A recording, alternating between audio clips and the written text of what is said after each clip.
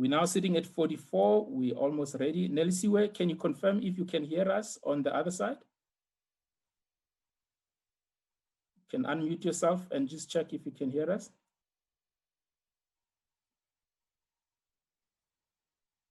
Okay, let me just check. We're now sitting at 45 attendees that are in.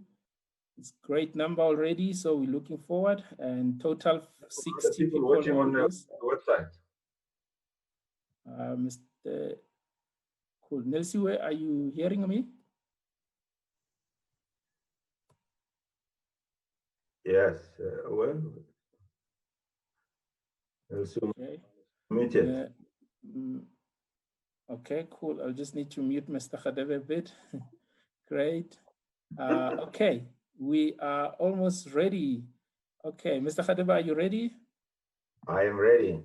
You are ready. Thank you very much. And looks like we're good. Awesome. We're sitting at 47. Once we reach 50 on the other side, then I'm able to. I see Tina has raised his hand, meaning they can hear us. Can I just ask the participant, maybe just click, raise your hand if you can hear us on the other side, then awesome. Lebogang, I can see you can hear us. Dineo, Witumelo, thank you. Everybody can hear us. I can see they're raising their hands all over, and this is awesome. Great stuff. And we are now over 60 people in this particular summit. It's really great. And Mr. Khadebe, if you're ready, just switch on your video, and then I'm ready to hand over to you. Have you unmuted me? Yeah, you are unmuted. Thank you very much, everybody. Welcome. And I'll hand over to Mr. Khadebe to run through and start the summit for us. Thank you very much. Thank you very much, Tsepo. Thank you very much, the entire team that has pulled this summit together online. It's amazing how we have moved into 4IR age with such a speed. We're during the COVID-19, so I also like to urge all of us that we continue to follow the protocols, safety protocols, and particularly for washing our hands, putting our masks, and making sure that we social distance. Pandemic is dangerous, so all of us, I really like to urge us, because we're all leaders here, to send this message so that we are safe. And we also want to express our sincere condolences to many people that have lost their loved ones during this pandemic time, and our thoughts and prayers are with you. So welcome to the Women in Energy Summit. I'm excited about this summit, really. And so if you see me a little bit jumping like a little kid, it's because I'm extremely excited. I'm excited because it is a milestone that I've been for 3 decades working hard in my, in the industry, and also just making sure that this happened. Now it's almost like it has just happened, to see so many leaders taking over the leadership roles in the industry, which has been predominantly, if I were just to give you a little bit of history, it was initially, this industry was run by white expatriate men. And then it moved into be run by white South African men. And then we worked hard on transformation with the Liquid Fuels Charter, signing it. And then it ended up ran by white black men. And then today, this season, I am so excited that the transformation is almost full circle in terms of leadership role. It's mainly Black women and that are running this organization, this organization. And that, to me, if you can clap hands, please clap hands. I think this is an unbelievable achievement. I know you're muted, but I'm really excited about this. And it comes at a time when I'm also coming to the end of my career in the industry. So it's almost like a farewell gift that I'm getting. So I would like to say the purpose of this is summit is to really celebrate first this achievement, this milestone, and then honor the women leaders that Ntato will explain in great detail. And then much more importantly is to allow them to share their stories, their journeys, their challenges, their difficulties, how they reach these top echelons of this industry. That will serve as an inspiration to many, many people who are also sitting somewhere in the industry in a lower level. I remember also when I was in this industry many years ago, I was sitting in a cubicle and I was used to ask myself, am I going to spend all my life sitting in this cubicle? And I'm sure there's a lady somewhere and there's a young man somewhere who's sitting in a cubicle and now it's COVID-19. So you're sitting at home and you're asking yourself, can I ever reach the top of the tree? And I promise you, this summit will inspire to really dream, and your dream will come true. I'd like to welcome all the panelists.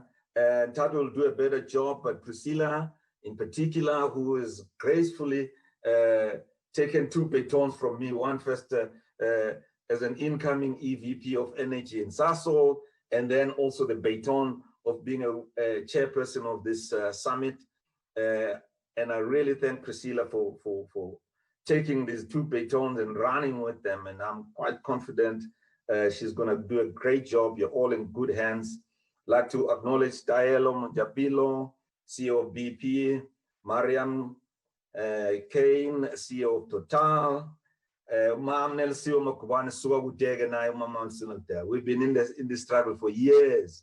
She'll be introduced, you'll know her background, chair of SFF, and then Dr. Pindi Lemasangane, and also CEO of Petroleum Agency of South Africa. These ladies have come up and are leading this industry. And that to me is great. And I know now I can tell my daughters that you don't have any excuse. You just have to look at Priscilla or Mariam, or Pindile or Dielo. You have to reach the top of your tree. And I'd like to also thank our pilots here, Tato and Tsepo, Theo, and Nono, and Bonzo. They'll be piloting this. I also acknowledge the doctors, Dumelo and Solomon. And I would also like to really thank our partners. No, I need to do that at the end, but I better do it now. Particularly Empowermax, Bramasiza. We've walked this journey together for many years. And I really thank you, my brother, for really being with us through thick and thin. Nozala Mamsalu is always been a stalwart of women empowerment and supported this agenda. Curtis of Oksana Petroleum, FRA, Regis Bia, Nonan Chil of Magwande, all these people are supporting and are continuously supporting us, and we really thank you for all the work that you're doing. Now, I've been giving very strict instruction not to speak for too long. People of my age tend to tell long stories, so my boss now is Theo, so I'm gonna shut up now. But I'd like to wish this summit a great success, inspiration, and a lot of insights that we will be gaining in this summit. Thank you very much. Thank you, Mr. Khadebe. Thank you very much for that great opening. And without any further ado, we'll hand over to Ms. Priscilla, the chairperson of Women in Energy.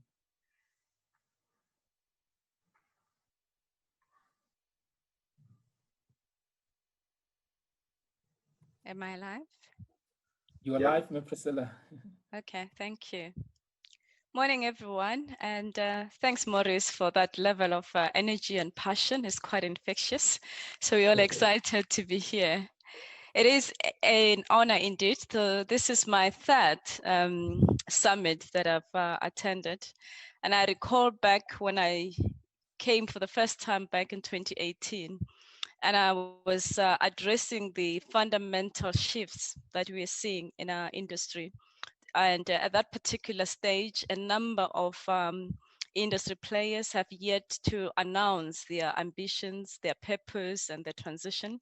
So here we are in 2020, in the middle of those shifts being realized at a much more faster and rapid approach. And at the pace where no one actually thought that our ability and our willingness to pivot or to even reimagine it is going to be as fast as we thought. So this is an exciting time for 2020 for us to pause in the midst of all of these challenges. So before I start, I just thought maybe I should start by, first of all, recognizing a few people. And in that recognition, I think first of all is all of you on the line who have carved out time out of your busy schedules and diaries, particularly given the state of the current challenges that we are operating within. I have no doubt you've sacrificed your personal family time, but I can promise you that this will be worth your while, and the investment that you are making in yourself will be worth it. So the program ahead is quite exciting, and I'm also very, very excited to be here. And I'm looking forward to continuous growth, because it's through these dialogues and engagements that one continue to become better. Second recognition goes to our panelists, most of them, as Maurice has mentioned, very, very accomplished individuals, very successful, yet they've made time out of their busy schedules to come and share their stories so we can learn from them. I strongly believe that there is no need for us to make our own mistakes when we can learn from those who have come before us and really sharpen ourselves so that we can also do better for those who come after us. So this is a great opportunity for all of you who have made time, and I really recognize and want to appreciate that. But behind the scenes, there is actually a special team that I want to recognize. And I call them the Women in Energy Task Force. It's usually not a prevalent word to use in terms of task force. But the reason why I said that is because I believe they're a force to reckon with. And they're actually being led by Theo as well as Ntato. These are young individuals who have so much going for them in terms of their own career aspirations, their own families, and probably other things that they should be looking at. But the time that they have taken to prepare on a yearly basis for the summit, this year we took it a step further and then another notch. We decided to introduce think tanks. We've had our first think tank for this year, and we're intending to have another one before the end of the year. They've been instrumental in putting everything together. The brain behind the content, who should speak, has been carved and managed by them. A lot of hard work has gone into this, at times at night, because they also have to do their day jobs. So I just want to recognize that team. And I'll come back at the end to thank them. But it's important to understand upfront and appreciate them for that contribution. If I then move into few remarks, because this is not for me to, it's not my day today, it's more to listen and learn. I just wanted to share some few things and building on the aim that, the objective that Maurice mentioned. So our aim in terms of the Women in Energy is really to foster and to challenge the status quo. I have no doubt during the month of August that a number of you have listened to a number of statistics. And I had again an opportunity last night to go through the World Economic Forum report, which was quite depressing, I must say, when I read through it again and again. Every year when you look at the statistics and you look at the data, it's remarkable that at this day and age, we still have gender disparities that are so prevalent. And some of the numbers, just for context, if you look at where we are today, 49%, this is a global statistics, of women are in the labor market. 20% of those, I believe, are in oil and gas. And when you look at it and you think that as a result of that, we have more women globally to men, it's even more concerning. Then you go further and you look in terms of women, in terms of skilled labor, because the 49% is total women. When you look at skilled jobs, it's only about 30% or so, 31% to be precise, that are actively involved in economic activities. As a result of that, we are wondering why there are so many social disparities economically, socially, in the country and in the world. It's because of that gap. And you can take it another notch further and talk about the wage gap, which I'll come back to. So we then thought we have to be able to foster and to really challenge the status quo. And as such, we came up with a concept which I really like a lot, and Tato and Theo and the team have been behind this to try and reposition it and change it several times. But I think we're at a stage where we have landed the aim in a simplified format, which we call funnel to tunnel. And I just want to talk about that. And to do that, I thought I would tell a story, which I hope will resonate with a number of us. So imagine a young girl who just matriculated, then gets into university, and she does so well in university. So when I look at the 2019 university results, starting first with the matric results, it highlighted that of all the distinctions that were obtained, 63% of those were acquired by female. And most of these are in STEM subjects. This young female completes matric and gets into university, excited, and they attained their degree. And again, you look at the statistics, there were more graduates last year, female graduates, than male graduates.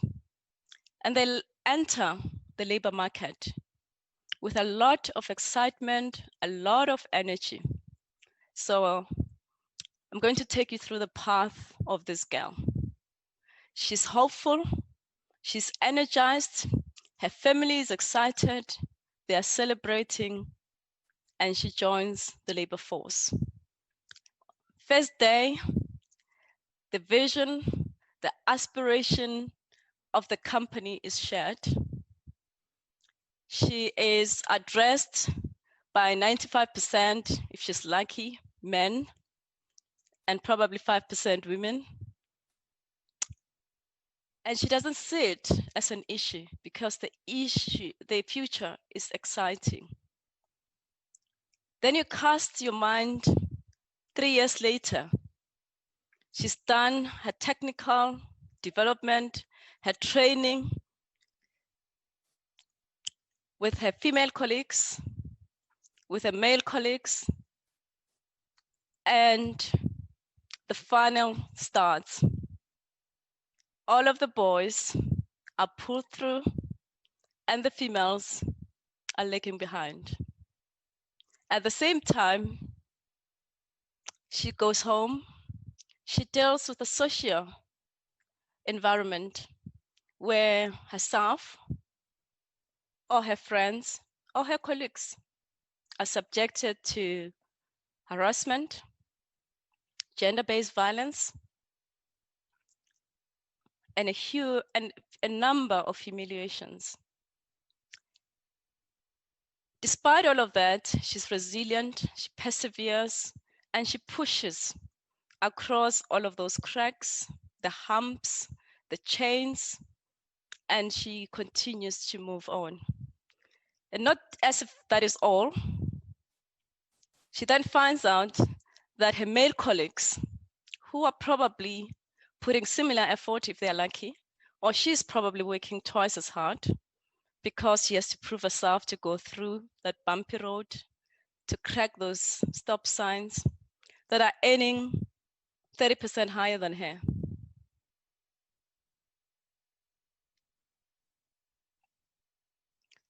That's the reality of our environment. But it's not where the hope ends.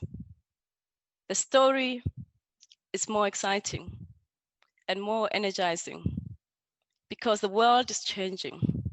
As I mentioned back in 2018, and also when I started, our industry specifically is going through some fundamental changes that we've never seen before. Those changes towards low carbon, digital enabled society, a customer or consumer driven society, social and planet anchored society requires everyone to repurpose themselves. The very same male-dominated organizations to repurpose themselves. On the other hand, it provides exceptional opportunities for women. The leadership attributes that are required of empathy, care, curiosity, vulnerability, women possesses that, I believe, naturally. It's a great opportunity for us to be more innovative, to come up with solutions, whether we want to be employers, employees, or we want to play in the technical space of innovation, to foster and forge this. To do that, we really have to challenge the status quo. And hence it's critical for us to shift this funnel and really break those barriers and create a tunnel to unleash the potential of that young female that I spoke about. And I hope that can resonate with a number of you. So when I walk around in the work environment and I see the potential and the capability of the female talent that I have, I can't stop to be energized and to be hopeful. Like that young graduate that started in this labor market with a level of energy and hope and ambition. So today, as we give this panel an opportunity to share their journey, think about what does it mean in terms of yourself? What are the learnings that you want to take out of that? But most importantly, in front of you, you have mentors, coaches that can help you. And I have no doubt a number of them will be willing to reach out. Ordinarily, if we were doing this face-to-face, you would have had an opportunity to interact with them, to share some of your challenges. But I have no doubt that through ULP, they'll be available if you reach out to share your stories or to just check in if you have a follow-up question and utilize those opportunities, because it's only through plowing back and planting a better seed that the world will become better for all of us, and women have a better role to play in really shifting and breaking the barriers that have stood decades before us, to ensure that the legacy for that young 2019 graduate can be as bright as a light that shines on a table. With that, I'm going to hand over to Ntado, our facilitator, who has been instrumental in putting together the program. And I look forward to further engagements later on. Thanks, Ntado. Over to you.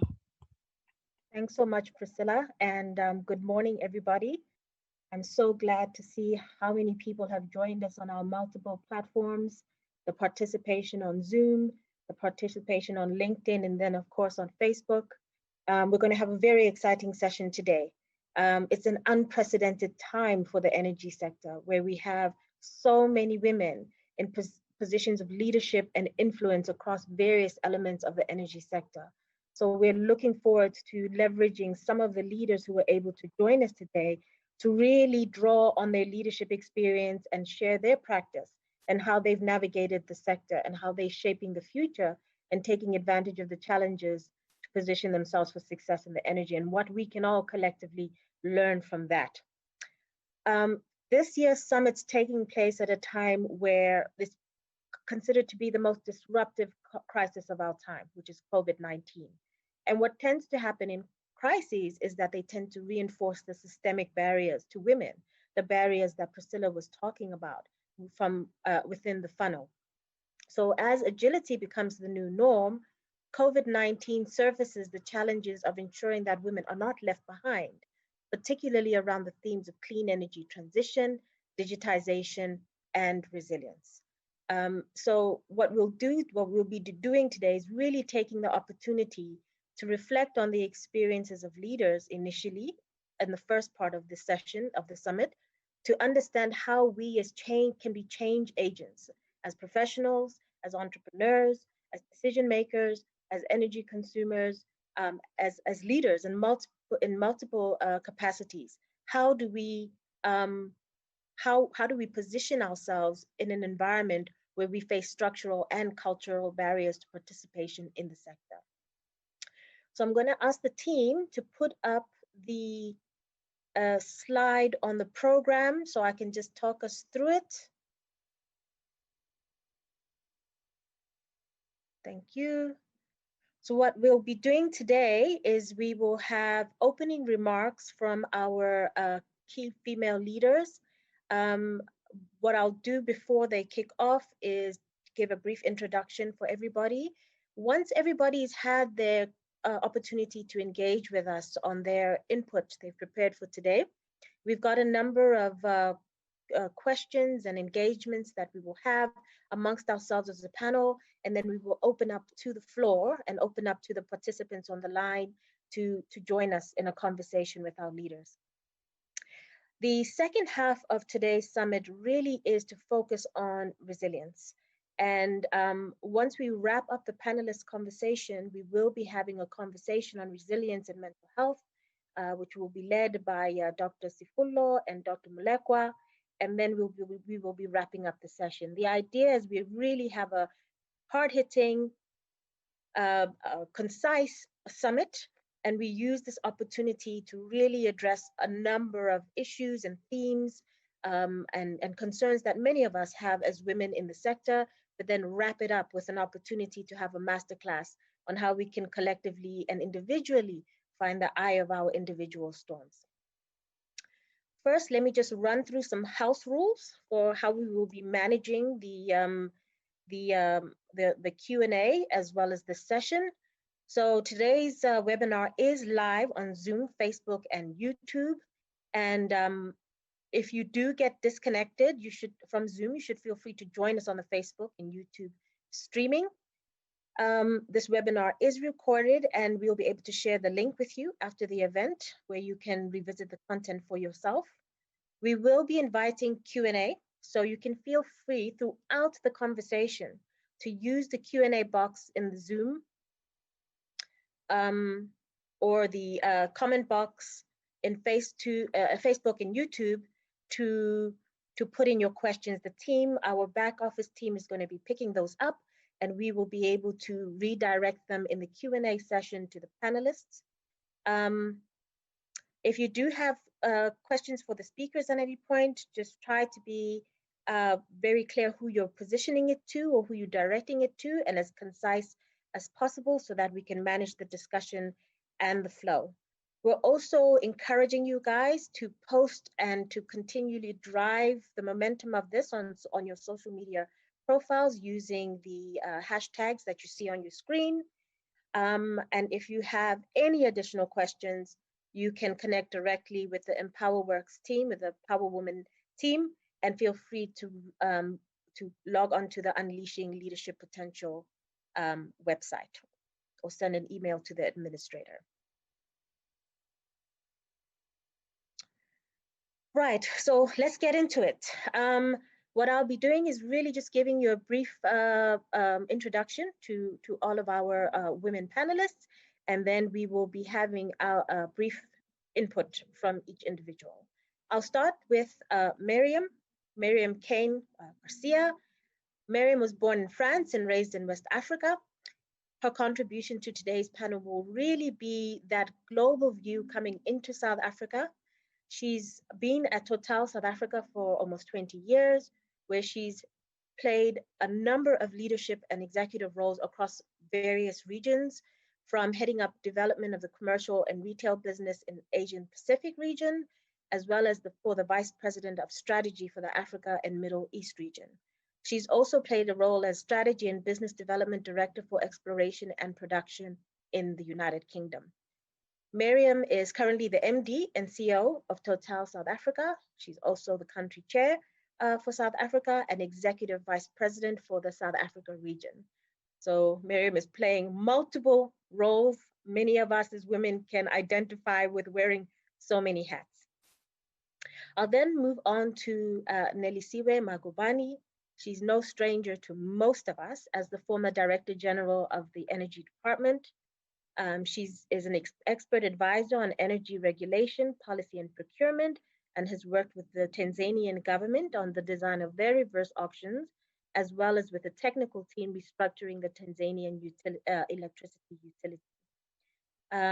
Nelisiwe is a former member of the Engineering Council of South Africa. She's also an entrepreneur and has established a 70% women-owned renewable energy company called Matleng Energy Solutions. She has a number of non-executive roles, board roles on the State Information Technology Agency, Eskom Holdings, state-owned company limited, as well as Anglo Ashanti Gold. Nelisiwe is also a member of the Tebe Energy and Resources Advisory Council, and she's the incoming board chairperson of the Strategic Fuels Fund. We also have Taelo Mojapelo.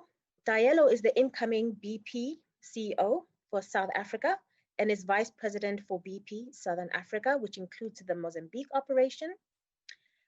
She took on this role after joining the company as head of commercial optimization and supply. She's had many various roles in the FMCG industry, including executive roles in Mondelez International, South African Breweries, Kellogg's, and DHL. Taelo is a certified supply chain professional and a certified director of the Institute of Directors, as well as a lecturer, a sessional lecturer at the University of Witwatersrand on modular supply chain. We also have Dr. Pindile Masangani. Pindile was recently appointed as the CEO of the upstream oil and gas regulator, the Petroleum Agency of South Africa. Prior to that, she was at the Central Energy Fund, where she was responsible for clean, renewable, and alternative energy projects. She's also been responsible for supporting national government in developing energy policy and regulations for diversifying the country's energy mix. And previously, she was a partner and director at KPMG, responsible for the Energy Advisory Division. I think the only person I haven't introduced, and she was our first speaker, is Priscilla. And I must do the honor and introduce you, Priscilla. Priscilla is the outgoing CEO of BP South Africa and the outgoing Vice President for BP Southern Africa. She is currently en route to an exciting opportunity at Sasol. She's played a number of executive roles in a number of South African large companies, including the Airports Company of South Africa, Ernst & Young, as well as Eskom Holdings. She's a previous chairperson of the South African Petroleum Industry Association and is a non-executive director of Standard Bank Group Limited. And she's also a member of the South African Institute of Chartered Accountants. So we have a very esteemed panel of ladies with us today, and they're not just professionals. Well, as usual for most women, these are also mothers. These are also women who hold invaluable roles as mentors and as guides to many talented young people. And then I'll take this opportunity now to hand over to Miriam to kick us off with your remarks. Thank you, Tato. Thank you for this kind introduction. Good morning, everyone. Good morning, ladies and gentlemen. Like Priscilla just said, you know, it's a pleasure actually to carve out some time right now, you know, to celebrate together with you the Women's Day and the Women's Month. And I really thanks the whole organization because they've been really, really phenomenal so far. And, you know, what I could say is that as we celebrate women, you know, we actually celebrate diversity, we celebrate inclusion, and we celebrate as well equality. And just to give you a bit of what I feel about that, you know, I'm coming from a mixed family, French and Mauritanian. I grew up indeed in West Africa, And as far as I can remember, I've been always told, you know, by my grandparents, by my family, by everyone, you know, that the education would be the way, you know, to follow, to make sure I protect my independence and I would concretize my dreams, you know. And that was very clear from the very beginning in very humble areas of West Africa. And then when I graduated in Paris, you know, in Paris Business School, I had in mind, I keep having in mind an advice that was given to me, you know, to remove my braided hair, to change that, you know, to be more neutral before the final interviews, to increase my chances of success. And actually I did not, because I wanted to remain authentic myself, you know. And I'd always been like that, and I didn't want to change for the sake of, you know, being conformed. And actually, that was something very clear also for me. And when moving to Total, you know, which I joined in 2001, that was not a coincidence, because I've always wanted to work in the energy business. As far, again, as I can remember, I've experienced load shedding, you know, and I could see that really without energy, there's nothing. And energy is not only life, but it's also an enabler for future development. So that was something very clear, you know. And I'm sure that many of you here around this forum, you know, feel that about energy. After that, I've moved quite a lot, you know, in different countries with my families, you know, constantly learning, because each time I was put in a new zone of discomfort, you know, and I tried to get comfortable with being uncomfortable, actually. And that was for example, in Asia, in Vietnam, where what I experienced was nowhere close to what I had seen before, you know. And despite looking at the resilience of this community of my team members with the difference in language, which was such a challenge, you know, I could learn actually quite a lot, you know, and being really humble, because really what I had experienced before was very different, actually.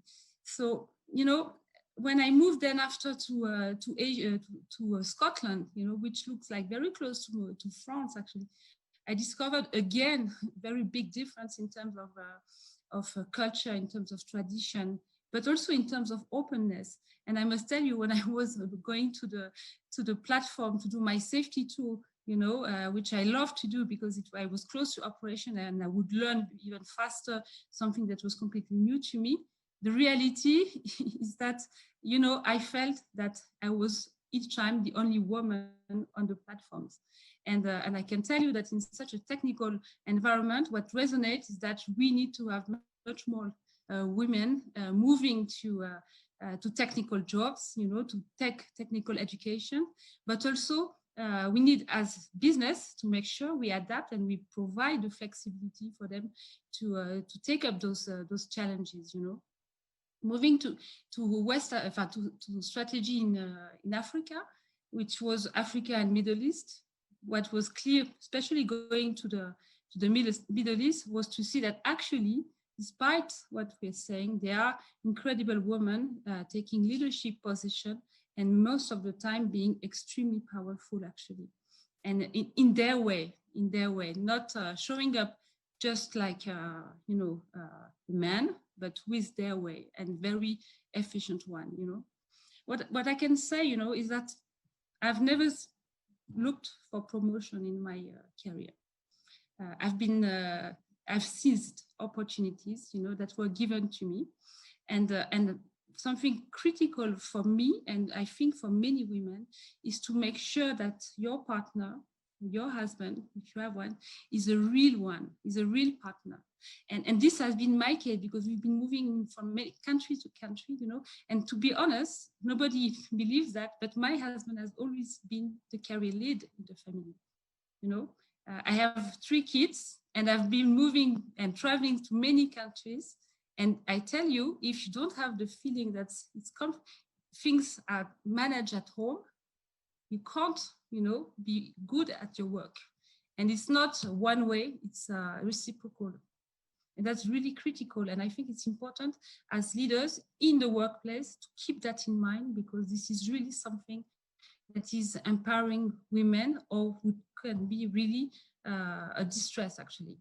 So, you know, it's easier to agree or to disagree and to speak up when you know, when you are comfortable in your family. You know, it's easier. When I was mentioning getting comfortable with being uncomfortable, but it means that you build also your support network, and that's how you can unleash your potential. And it's clear that I've been in this industry, which I love really, for 19 years now, and it's less and less male dominated. But the reality is that the figures have been already explained.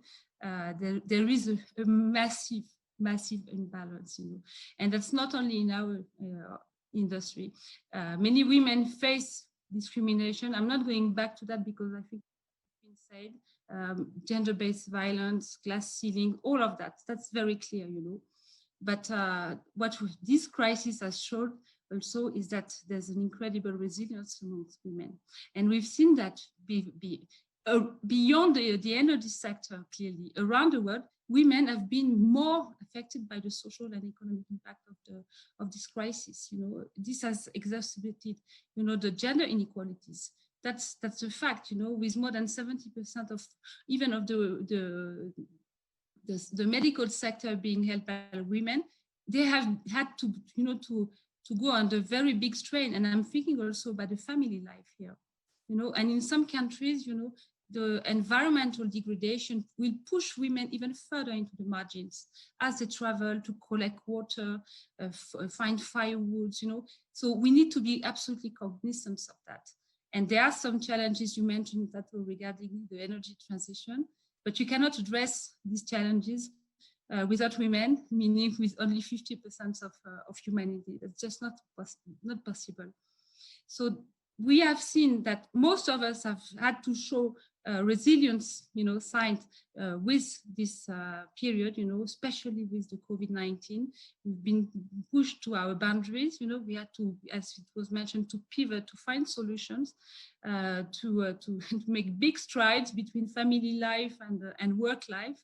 But, you know, when you realize, that's really a conviction, when you realize that you can fight for dignity, for safety, to protect jobs, you know, not only for you, but for others, you feel strong. You feel very strong, you know. And that's something that is also unleashing, I believe, the potential.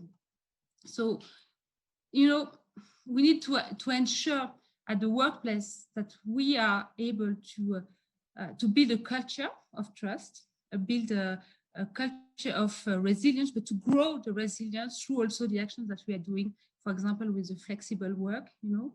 And in any case, we've jumped so fast in the remote working with this crisis, and everybody, men and women, have realized that clearly there's something to do with that.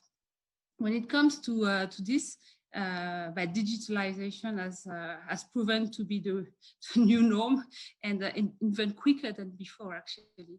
And it's true that, you know, what's going on at the moment is that we feel that women are not so much in technology, not so much in digital work. And on top of that, 15%, there are 15% less women than men who have access, for example, to smartphone. So the access is not right there. So we don't want to be again in this, you know, cycle where we are going to look at the digital transformation without the women asking, where are the missing women? We don't want that. So we need to take some actions here, because I've read recently a survey from McKinsey saying that by 2030 in South Africa, more than 1.2 million jobs will be created. So there is definitely a potential for women here to take the job, but to train, to get you know, further education, to leverage the platform, you know, for social, for job, for social communication, for education, for learnings. And we really need to make sure, and I think really it's an opportunity, but we need to be very, very clear that we are not going to miss the train, actually. And that's a bit of a worry. And again, in the industry, in our businesses, we need to be really thinking about that. And I can just give you an example. We've got a new minister for family in France, which actually comes from South Africa. She used to be the CEO of HP in Africa. She was before in Lenovo, and she's coming from very humble beginnings in West Africa.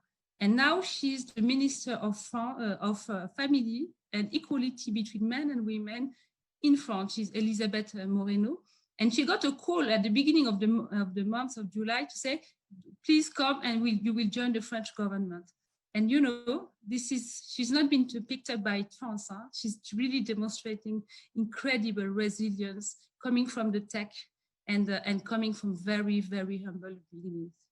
So that's quite interesting. So what I can tell you from what I've learned so far and what I've learned, you know, especially in this crisis, which has been very, very interesting in terms of learning and coming together, is that you need to be aligned. You need to be aligned with your values. You need to know what you stand for, you know, and you need to have a purpose, because after that, you need to work quite a lot and regroup and get people with you. You need to get comfortable with what is not comfortable, because the disruption are coming every day, and no one can plan what's going to be the final solution, you know. Of course, I strongly believe that diversity and inclusion, you know, is the way to do. It's a key performance for success, and I'm sure that my colleagues around this platform, you know, are fully in line with that. And that's we need to enable our teams to develop their professional skills and advance, you know, in their career without discrimination.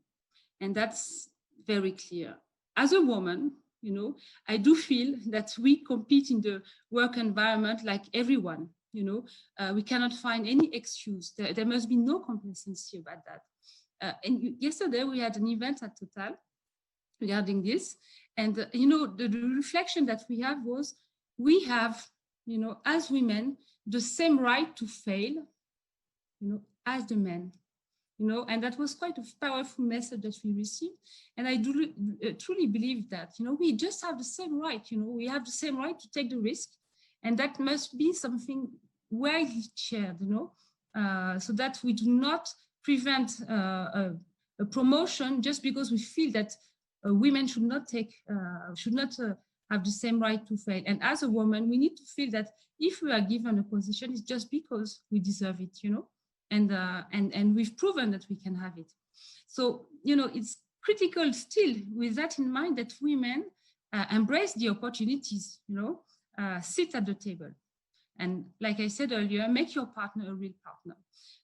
Not only they have to be placed in more leadership position, but really they have to embrace technical roles, you know, and this is starting with education, really, and vocational training, you know, and continuous training. So, you know, my view is that women have a voice. We should not say, let's give a voice to women. Women have a voice, and they must use it, but they must be also very much encouraged to use it.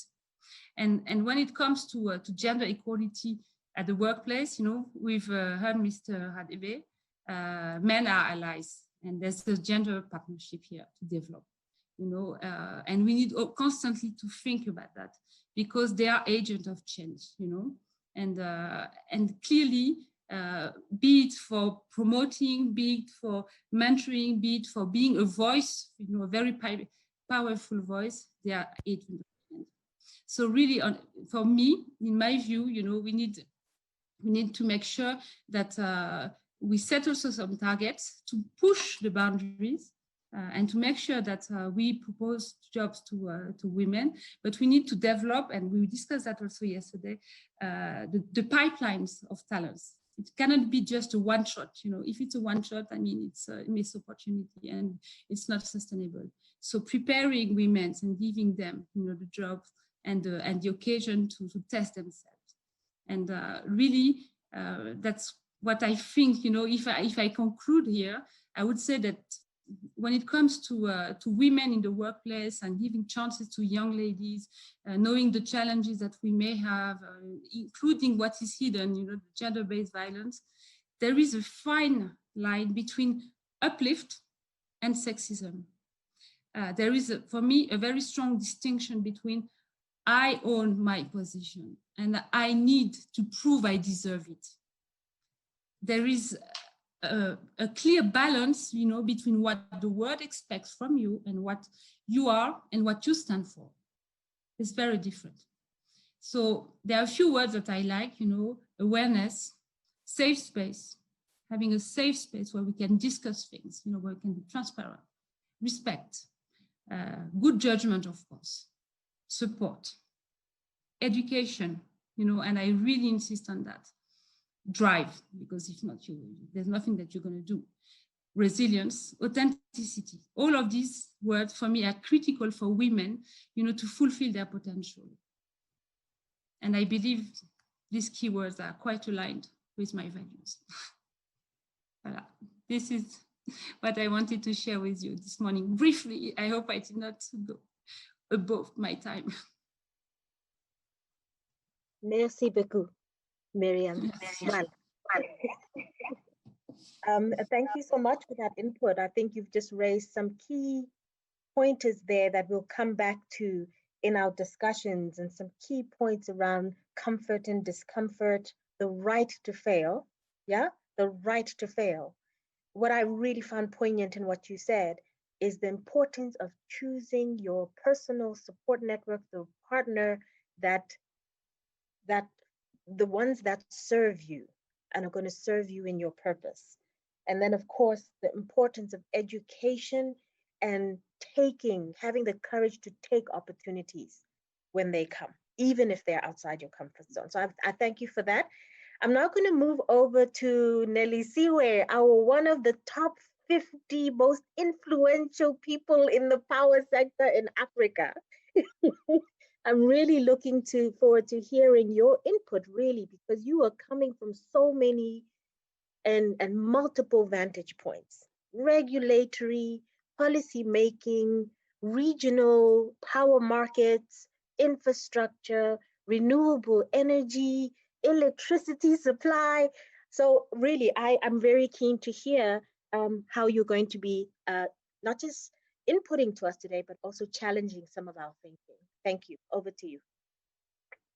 Thank you so much, Nono. And this has been an incredible opportunity.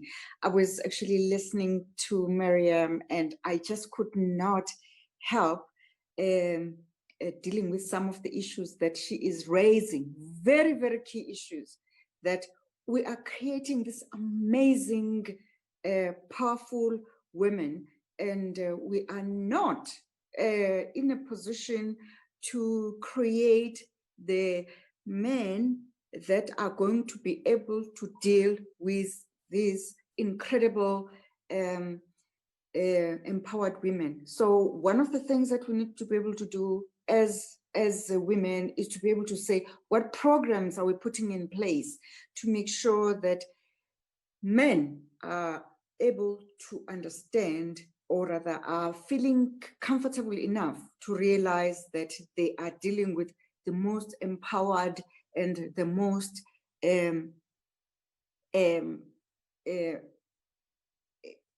the most empowered women ever that they can ever come across. But anyway, coming back to what I'm supposed to talk about today, sometimes when you're supposed to talk about yourself, we have been brought up to not feel very, very comfortable about telling what we have achieved in life.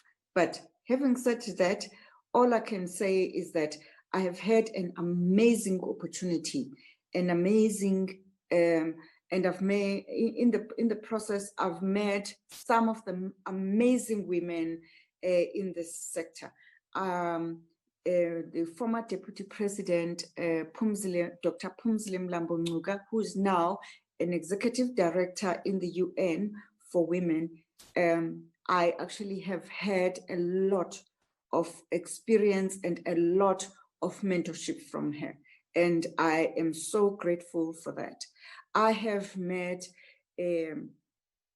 Maria Ramos, whom I am at the same board at Anglo Gold Ashanti, and I have learned so much from her And because of the experience that she has had in the sector. And I am so grateful for that kind of an experience and mentorship that I have received from her.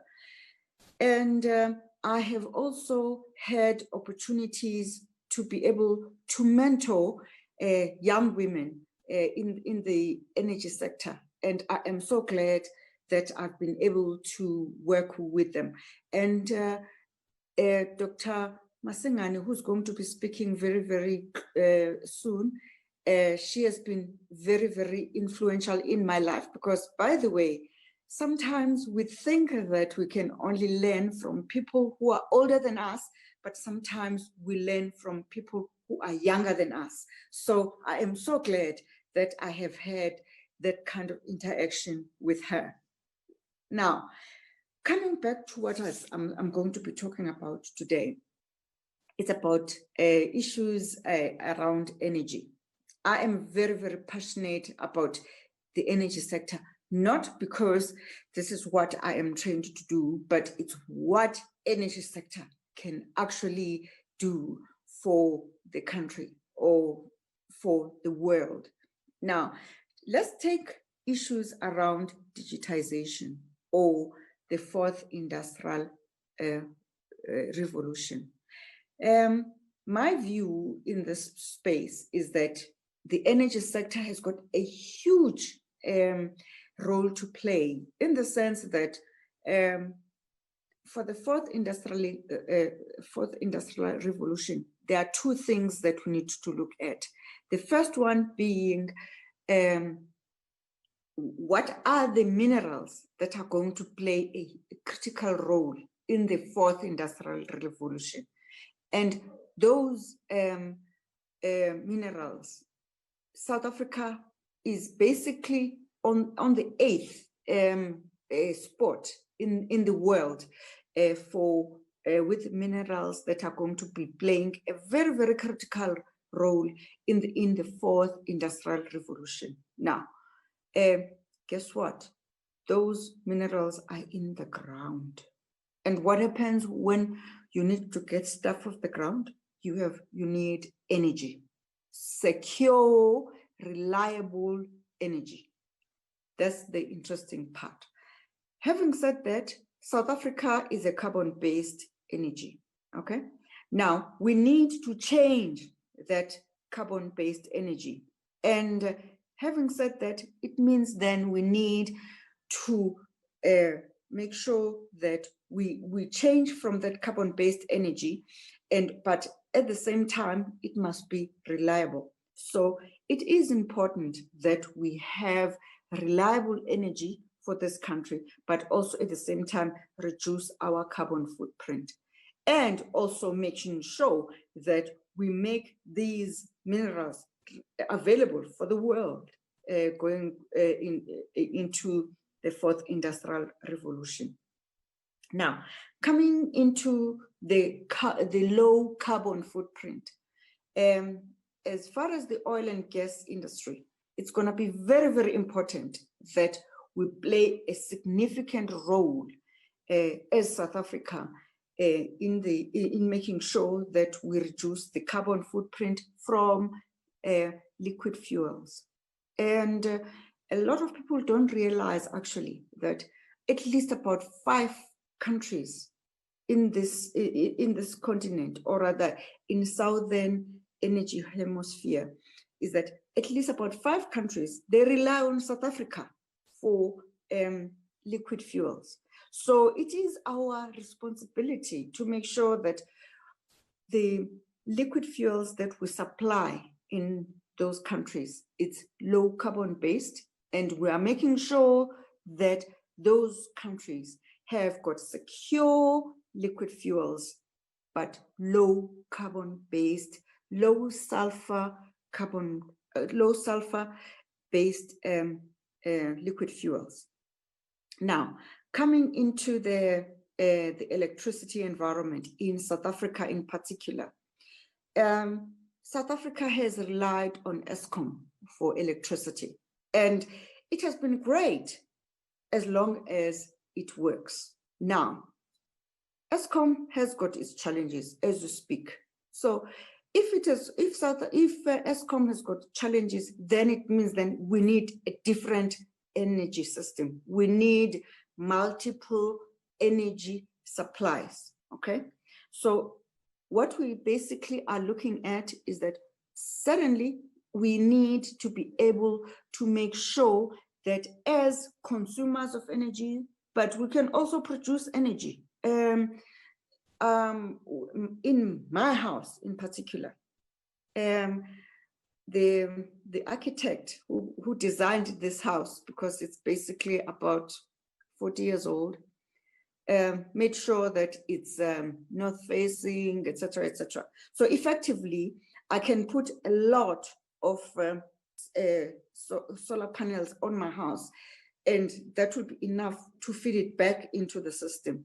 So we need to have an electricity environment that is making sure that those kind of consumers are also producers of energy. In fact, in Europe, they call them prosumers. So in other words, you have these people who can actually produce energy, and then they can feed it back to the grid. And if you are a farmer and you produce a lot of what they call it, energy that we can feed it back to the grid, by all means do so. So basically, we're in a position where, as a country, our energy system is going to change totally. Now, Miriam raised very, very interesting issues around the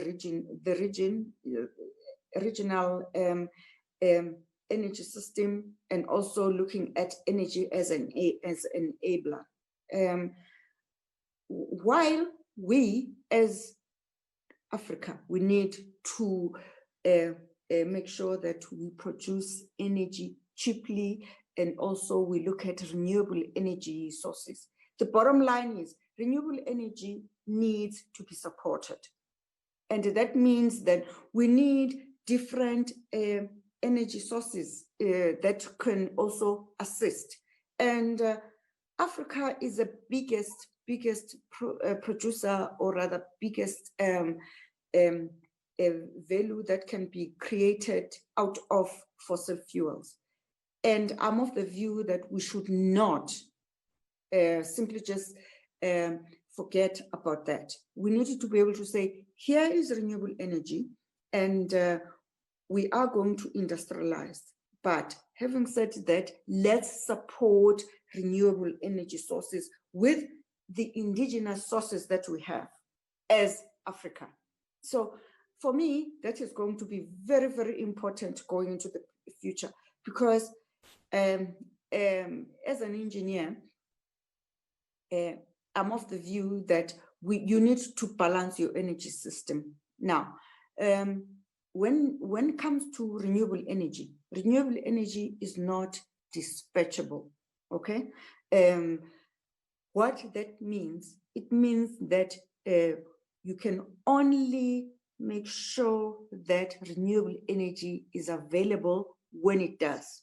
Right now, I'm in Pretoria, and guess what? It has been overcast. So it means then if I was relying only on solar panels, then it means then I wouldn't have energy in my house. So we need to be able to make sure then that we provide a sustainable support system for renewable energy. And I really am very, very uncomfortable with a situation where people insist that renewable energy is going to industrialize Africa. In fact, it's so ironical for me in the sense that the majority of the minerals that are required for the fourth industrial revolution are in Africa. But everybody is saying, oh yeah, Africa must just rely on renewable energy.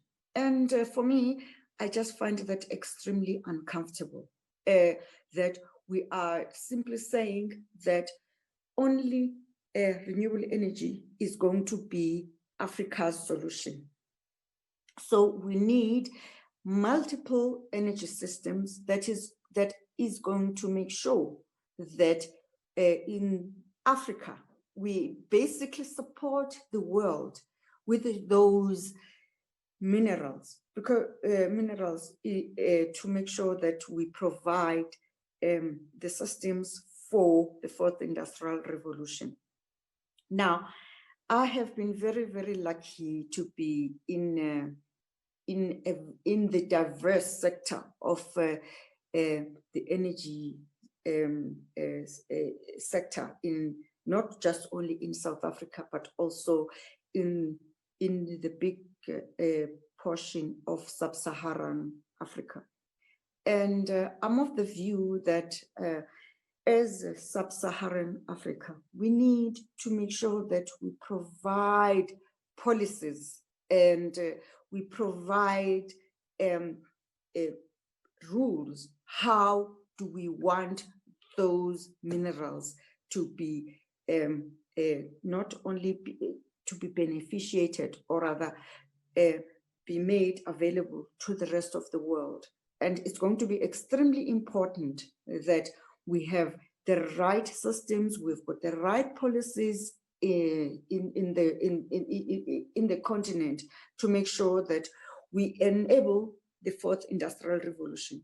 And we really cannot afford to have what has happened in the past, where everybody simply just come to the continent, take away the minerals, and not providing the right atmosphere and the right environment for Africa to actually benefit from that kind of beneficiation. And having said that, there are still a lot of barriers when it comes to energy development. I'm talking now from the entrepreneurial point of view. One of the biggest issues that we need to deal with for entrepreneurs, because at the end of the day, we are not in the space where our parents, grandparents, great-great-parents are. We are in the position now where we are saying that, okay, here is these minerals. Guess what? I want the piece of the freaking pie. Now, we need to be able to say to ourselves, what is it that needs to happen to make sure that we get that piece of the pie?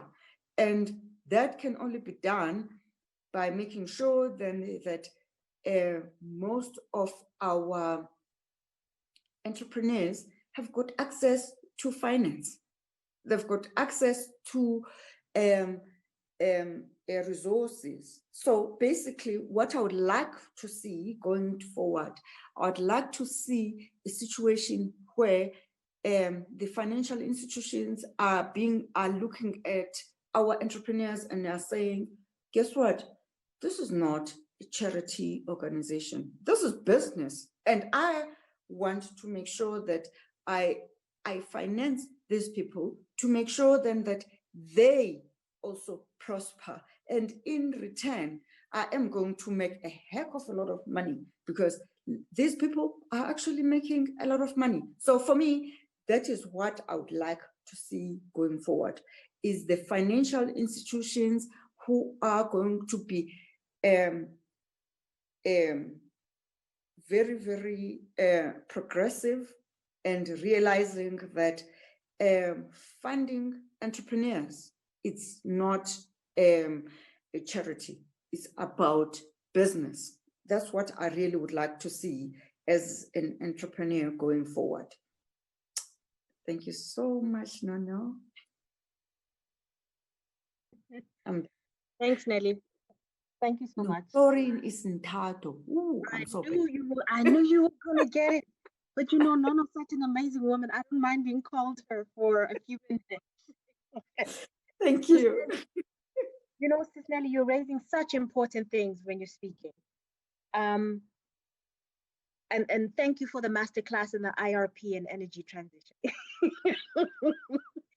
But you're raising such an important conversation here about the importance of engaging in the thought leadership about what's happening in the country around energy transition.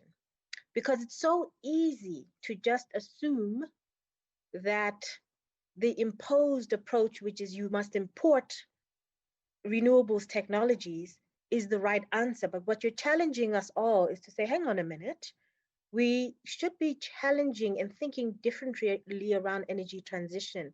It can't just be driven by imports and technology transfer. If Africa and South Africa is the location for the majority of the minerals that are going to be required for 4IR as well as energy transition, we need to be thinking clearly about the role that we're playing as the global basket, minerals basket, to drive global energy transition and global 4IR. I mean, I think that's such an important point to make, that the key minerals, graphite, lithium, cobalt, they're due to increase by about 500% in demand by 2050 in order to deploy solar, geothermal energy storage, as well as deployed wind. And these are minerals that are sitting under our soil. So thank you for challenging, and I'm hoping there's some policymakers in the room as well. Thank you for challenging the thinking. It takes us to a conversation we'll be having later with Sis Indy around resource curse, because she's right in the thick of things in PASA at the moment. But at the same time, you raise such an important point when you said, we need a piece of the freaking pie. Okay. But that the enabler for participation is resources and finance, and the importance of the enablers and the enabling institutions to have a different risk profile for women entrepreneurs, and be able to partner in risk with women entrepreneurs in order to generate long-term value and long-term commercial value. So thank you so much for the input. Sis Nelly will come around in our Q&A session with some other points that I have, I'd like to engage us, for us to engage further on. But now I'm going to move over to dialogue. I'm really, really keen, you know, coming from FMCG, did I get it right? FMCG.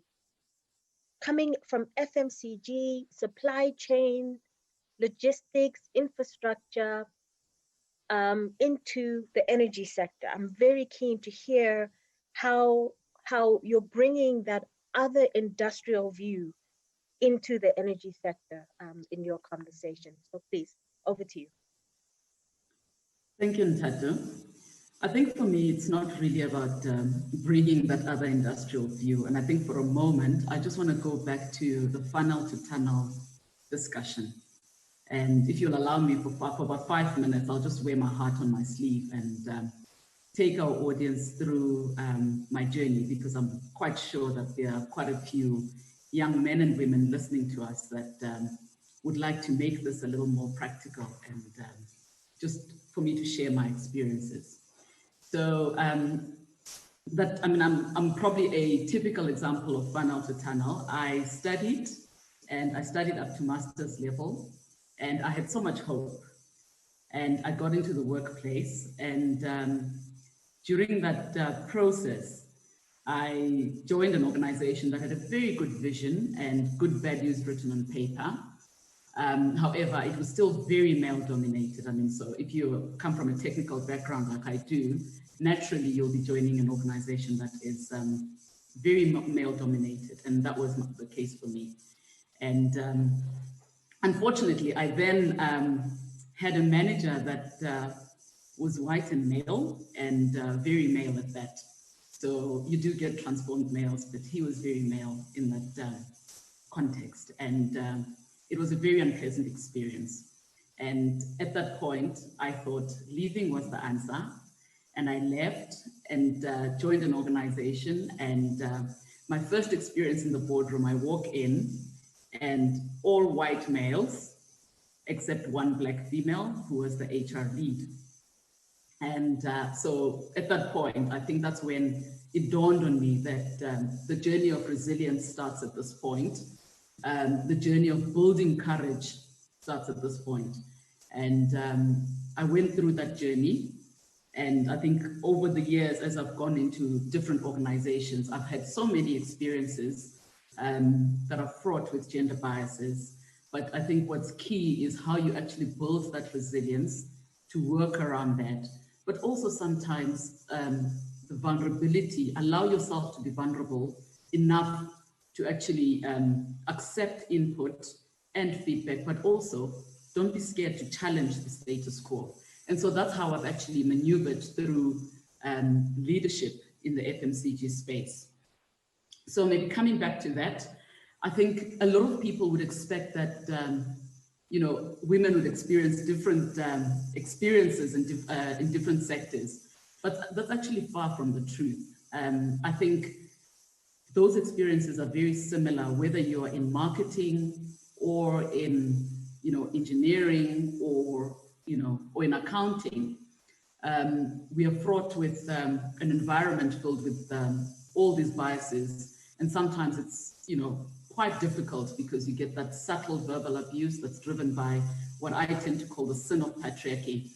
And at worst, you could be ridiculed in public. However, I must also say, during my journey, I've been very fortunate enough to have worked with some phenomenal men who've been very supportive and have given me fair opportunities. And I think some of those today are still part of my journey. And so I remain positive and hopeful that the playing field can be leveled as more and more men educate their counterparts on this pertinent issue. However, I mean, having said that as well, I think it's also important that we recognize that as women, we need to take the lead in driving this change, because I think what sometimes happens is we sit on the back foot and experience all these negative things taking place, and what then happens is we continue to self-fulfill that by complaining about it and not actually taking the lead. So I think today I just want to appeal to, you know, people that are listening to us to actually say, how do we make sure that we take the lead in challenging the status quo? Because we need the right policies in place, and we need corporates as well as government to take gender equality and equity very serious. But I think as we progress later on in the conversation, we'll probably expand on that more. So I thought that I'll just brief that and not take too much time, seeing as I'm conscious of the time as well. Thank you, Captain. Thanks so much, Dialo. Yeah, I think it's very poignant to bring up the reality of the constraints and the barriers that women face. What tends to happen is, right, we'll have a high level panel like the one we have now, and it's like, okay, those are the women who made it. Those are the women who managed to get through this. Absolutely. But it's not without vulnerability. It's not without extreme trials and tribulations. And as you say, it's not without the need to continually challenge the status quo, right? So it's not without one, you know, you don't get there and revist and you've made it. You get there and understand that there's still so much work to do, not just as an individual, which comes with an extraordinary burden because you are where you are, but also as an enabler for those around you, men and women. And I think this is a similar theme to something Sis Nelly raised when she said we have to prepare the men as well. Absolutely. And there's concerted work that needs to be done to enable men. The same thing Miriam raised about the right support systems. Work has to be done on the men to enable them to overcome their own limitations in patriarchy and become allies like Maurice in this journey. So what I'm going to do is we're going to cycle around with some questions for you after we've had our final speaker, Dr. Pindi Diallo. But thank you for sharing that vulnerability, because I think it's important to transparently demonstrate that the journey of challenge and constraint and bias actually never ends. It's a lifelong journey for all women, irrespective of where they are sitting, which positions of leadership, etc., they're sitting in. And that the key thing is to have that enabling support system. And what I like, Sis Nelly, what you said, and I'm tying it into Diallo, is those spaces of safety and mentorship and support can be cross-generational. So on one hand, they can be mentoring and coaching from leaders to younger or upcoming women, but also younger women can also support and assist and challenge and influence older women. And I love this theme that you get a cross-generational pollination of a community of practice of womanhood, if I can say, in the professional space. Thank you, Diallo. I'm going to move now to Dr. Pindi. Where are you, Doctor? I'm looking for your. There you are. Yeah, you've really played an instrumental role as a key policymaker, operational person, commercial role in positioning South Africa in the energy transition. And now you've been put into the belly of the beast of the upstream exploration sector.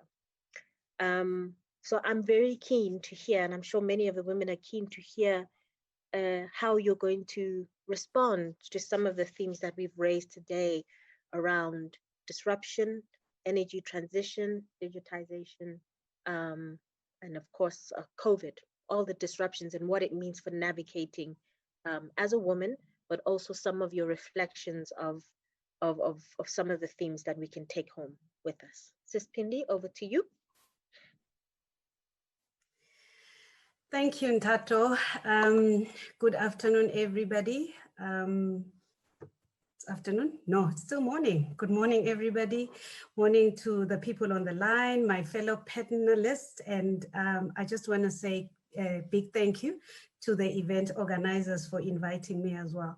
Maybe before I start, I just want to acknowledge a great leader that unfortunately has passed on, Dr. Mnyande. When Dr. Mnyande was appointed as the chairman of the SAF group of companies in October last year, the minister told him that he needs to make sure that the SAF group of companies has CEO in the shortest time possible, has CEOs in the shortest time possible. We had been without chief executives in our organization for as far back as 2012 in some of our entities. When Dr. Mnyande responded to this to the minister, he said, I will not only deliver you the best leaders, but I will also make sure that the group is led by a diverse leadership, and women will constitute a part of that. And I'm a living testimony that he achieved that. Dr. Mnyande, unfortunately, will be laid to rest tomorrow. Yeah, so let me talk about my personal journey a little bit. So I come from a science background, PhD in chemistry, where I was a lecturer at the university. And growing up, then I started being involved in the administration of the institution. And quickly I realized that my science background was not enabling me to lead in terms of the running of the institution. And that's why then I went to do my master's in business administration full-time. I quit my job. I went to VETS in 2005. And just as we were finishing our MBA program, there was an advertisement that was doing the rounds for a job in what was then the EDI Holdings. Uneli Makubane will remember that entity. And that's how I joined the energy sector, really to project manage the restructuring of the Tshwane electricity distribution industry. And quickly then I was recruited into the SAF group of companies. And in the CEF group of companies, the Director General was a board member, and that's where my journey with Nelly crossed. I took a break at CEF and I went to join KPMG.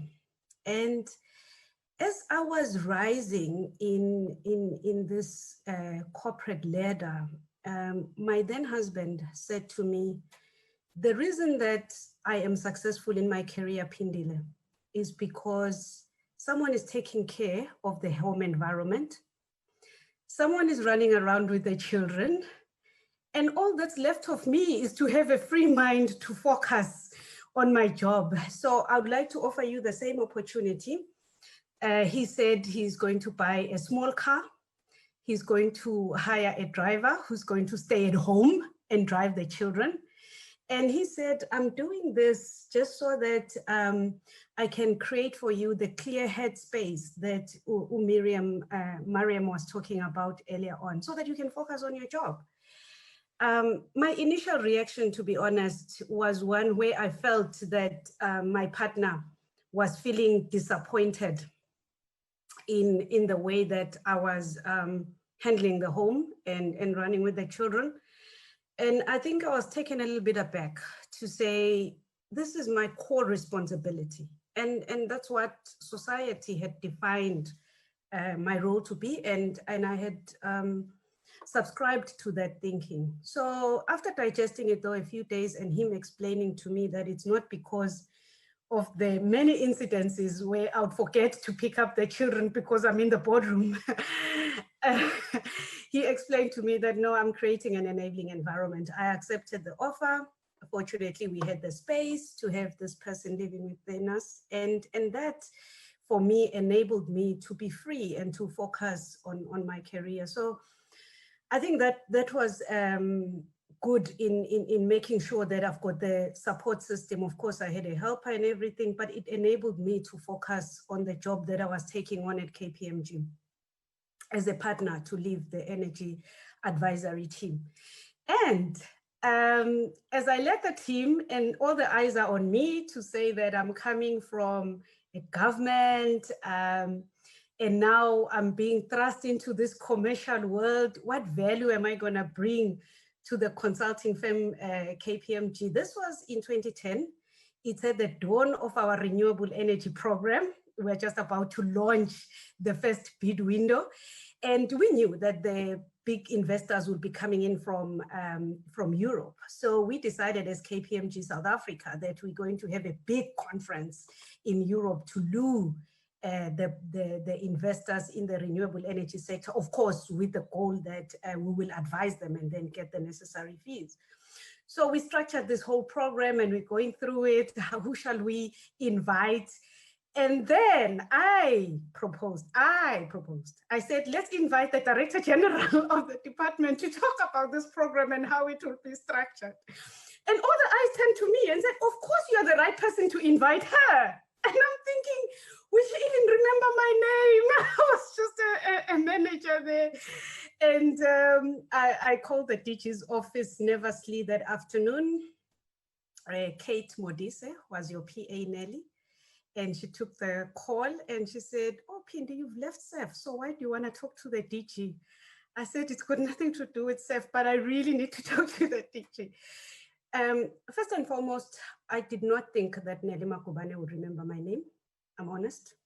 So I humbly introduced myself. DG, this is Pindi. If you remember me, I was at CEF. She was like, Pindi, get on.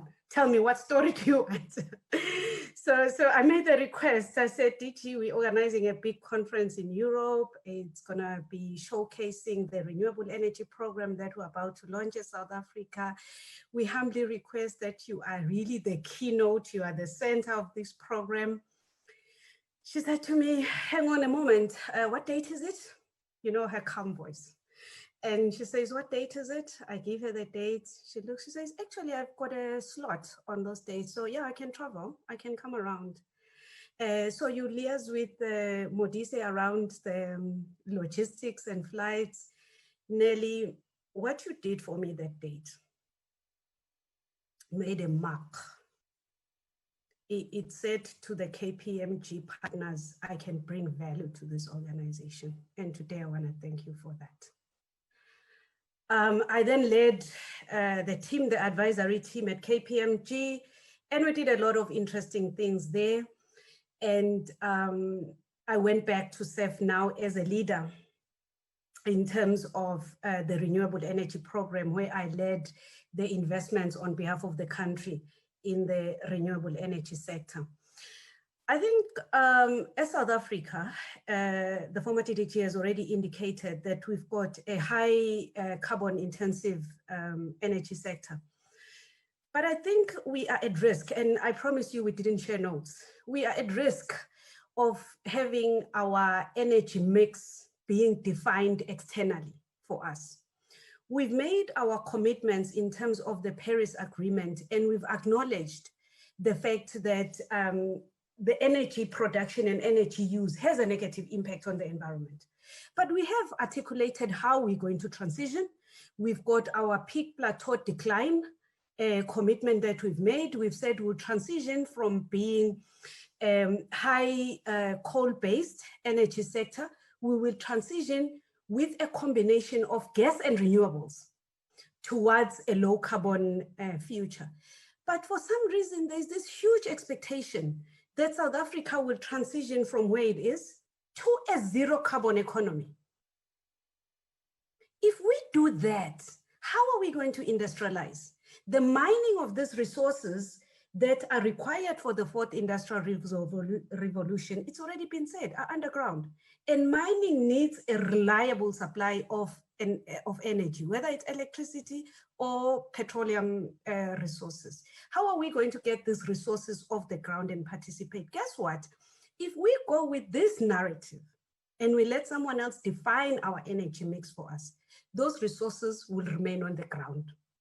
And future generations will ask us, how did it happen that the fourth industrial revolution was reliant on minerals, which we are highly endowed in as a country, but we never mined those. Never mind that, we never beneficiated them because we don't have the reliable energy supply.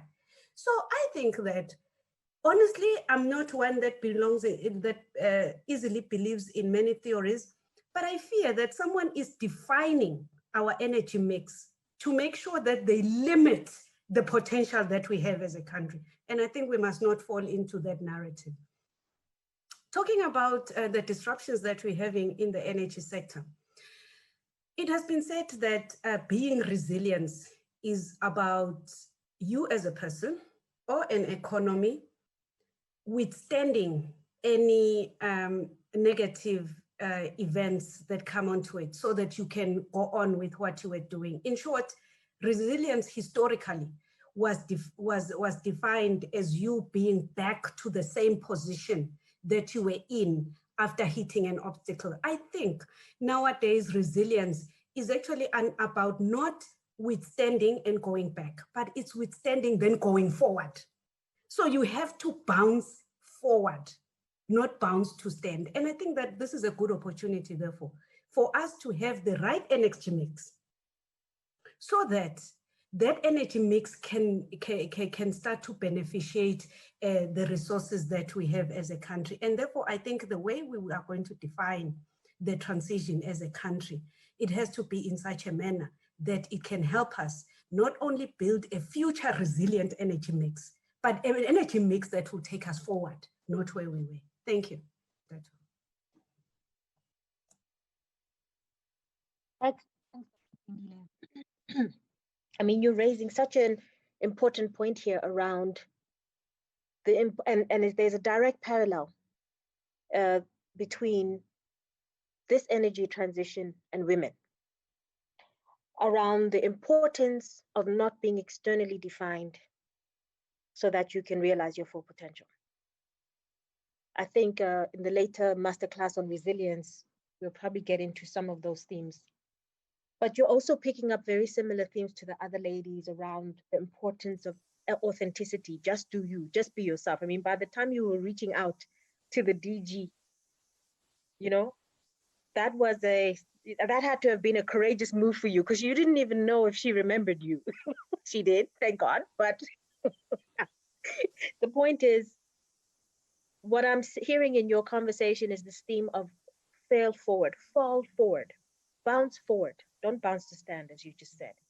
And the importance of taking those risks, being courageous, and authenticity, which is very similar to some of the other themes that have come up from the other panelists, such as the comfort with discomfort. What we're seeing across all of the panelists actually today is that no one has followed a straight pathway in their journey. Everybody has taken multiple routes, multiple pathways, many divergences to get to where they are. So that era of thinking that, I'm going to do matric, I'm going to do this course at university, and that's what I'm going to do for the rest of my life, doesn't seem to be the pathway to success in leadership for women. It appears that the pathway to self-realization is really taking those opportunities and those deviations to develop alternative skill sets, to develop new bodies of knowledge, to develop new capabilities, new networks, to get you to where you are going. What I'm going to do now is we've got some questions, and I'll briefly just pose a few questions to each of the panelists. We'll start with Miriam.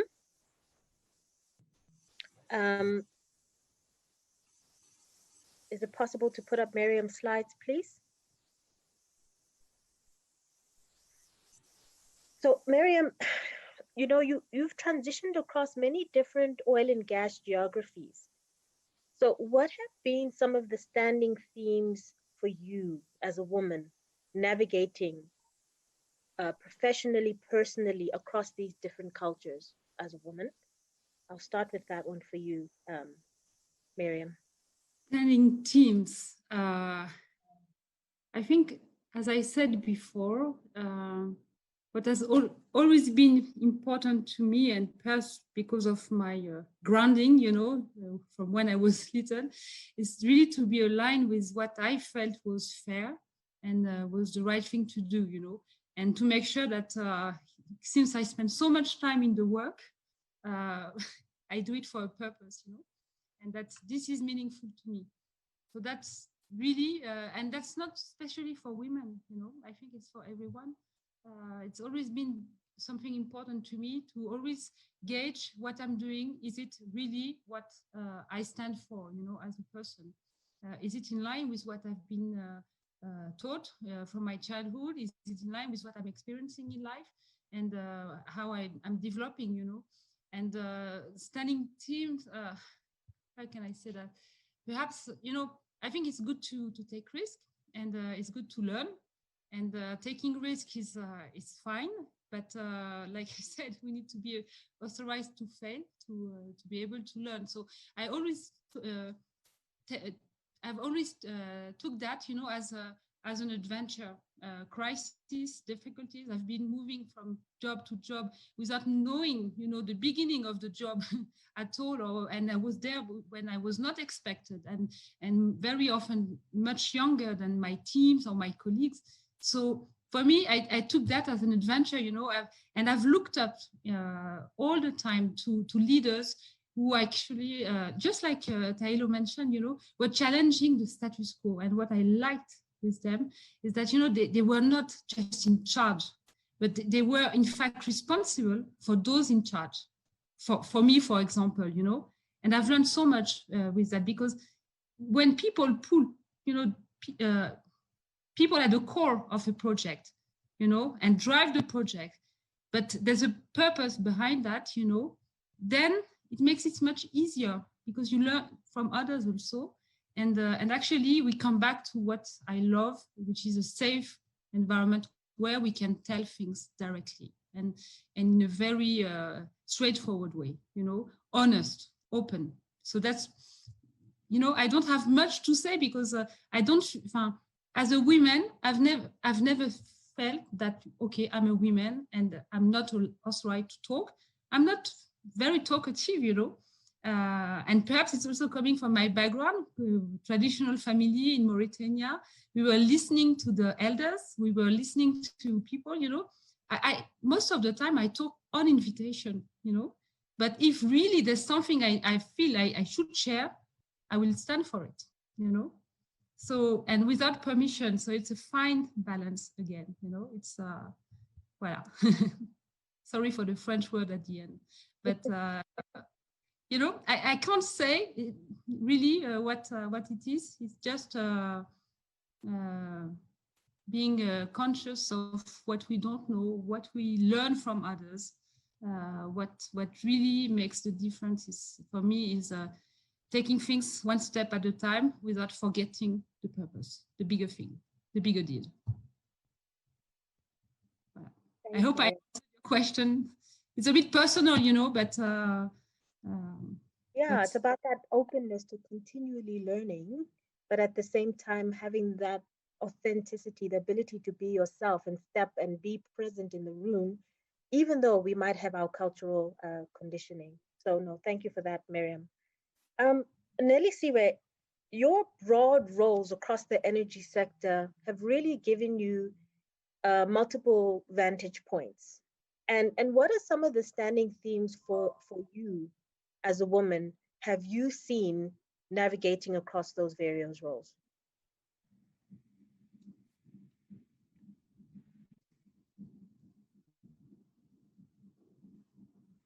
Thank you so much, Ntato.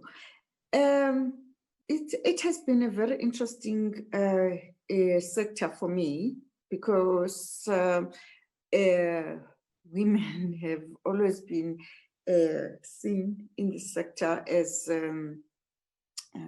secretaries and human resources managers, etc., etc.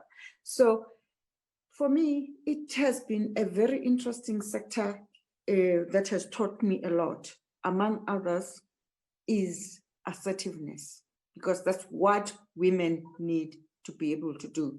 You need to be assertive in this sector. You need to be able to claim your space in the sector. You need to be able to say to the people in the sector that, guess what? I am just not a woman, but I'm actually have got a lot of brain power to provide in this sector. So this is what I would like females that are in the sector to be able to claim their space, to be able to say, guess what? I am so much better than the nice body. I am actually here to provide brain power. And guess what?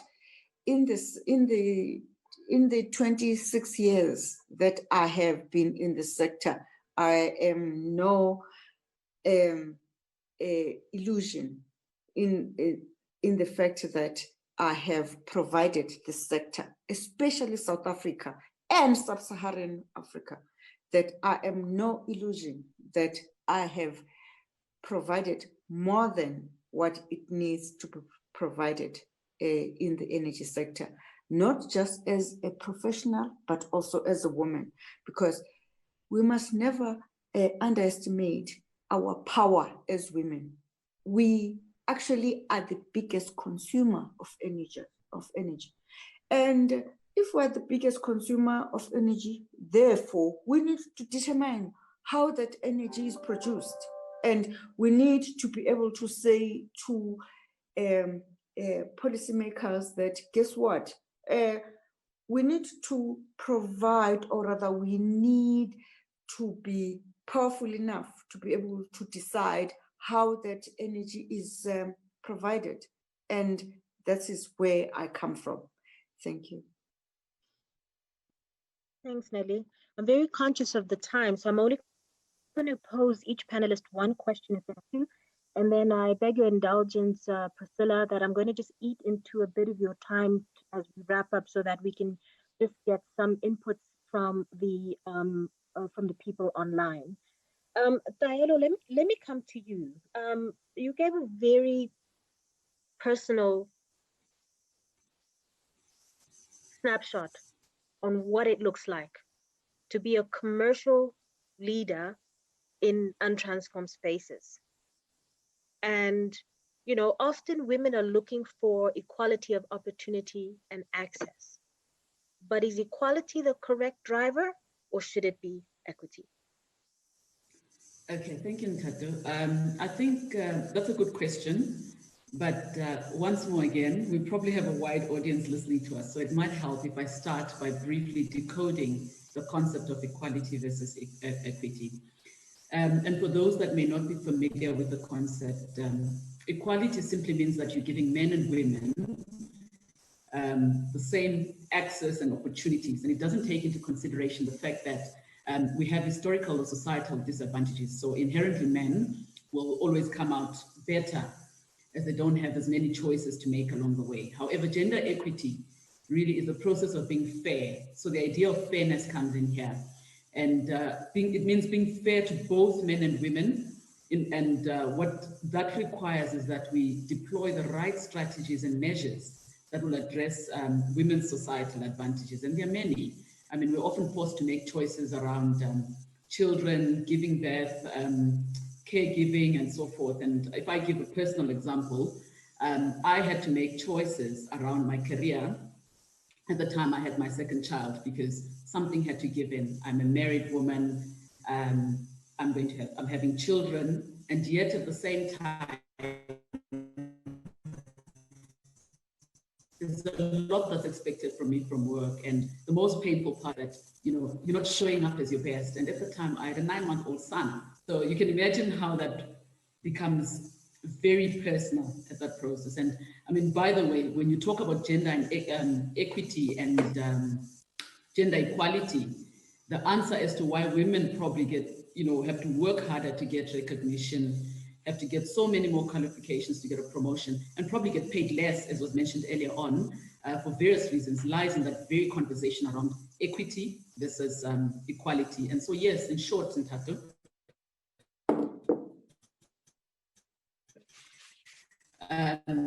it should be equity, their own lives, while giving their best to their careers.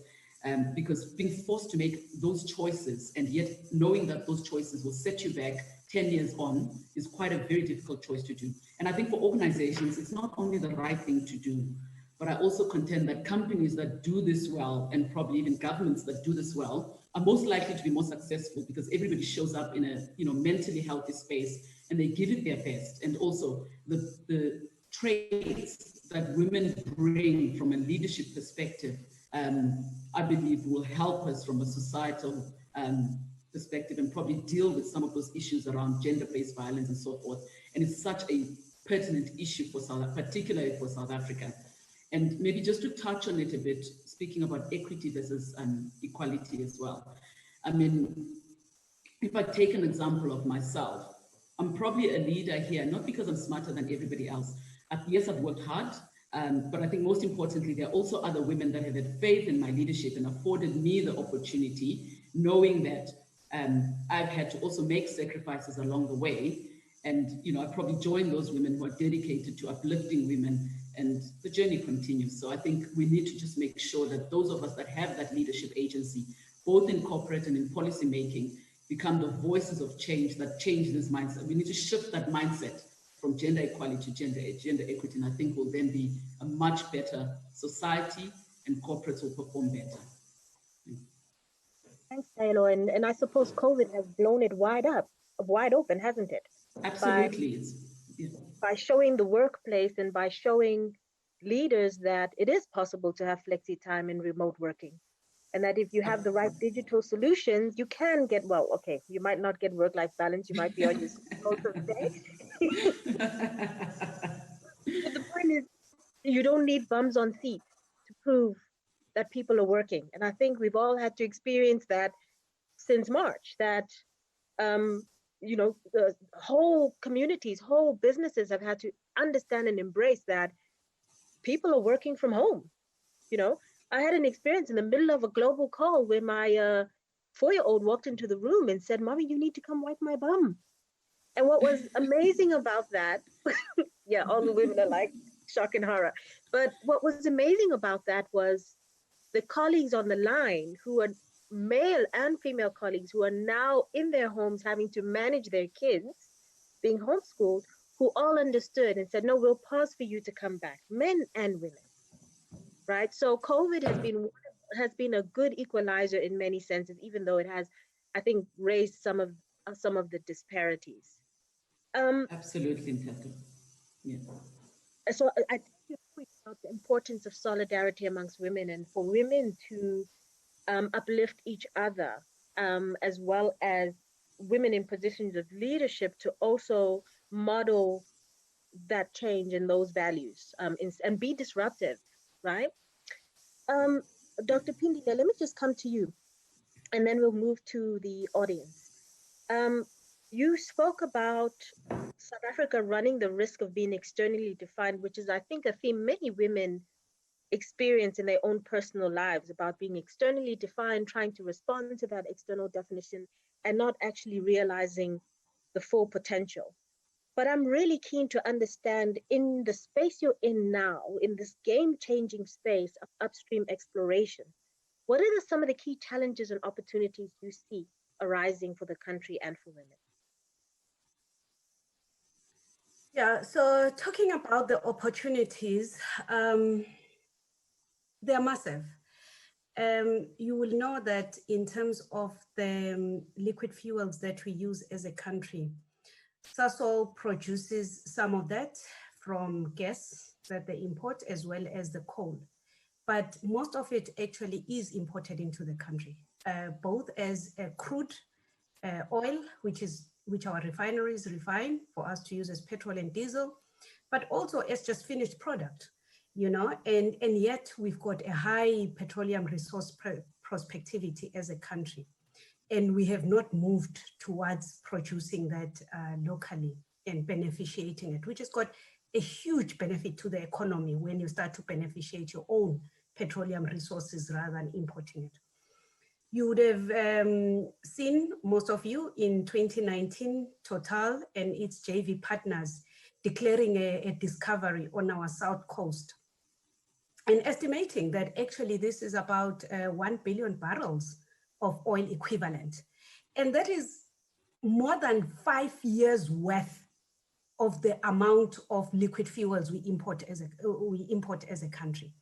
And I think, therefore, for me, the opportunity is big for us to produce our own indigenous resources, for us to create a whole petrochemicals industry, for us to fight unemployment, for us to enhance our security of energy supply.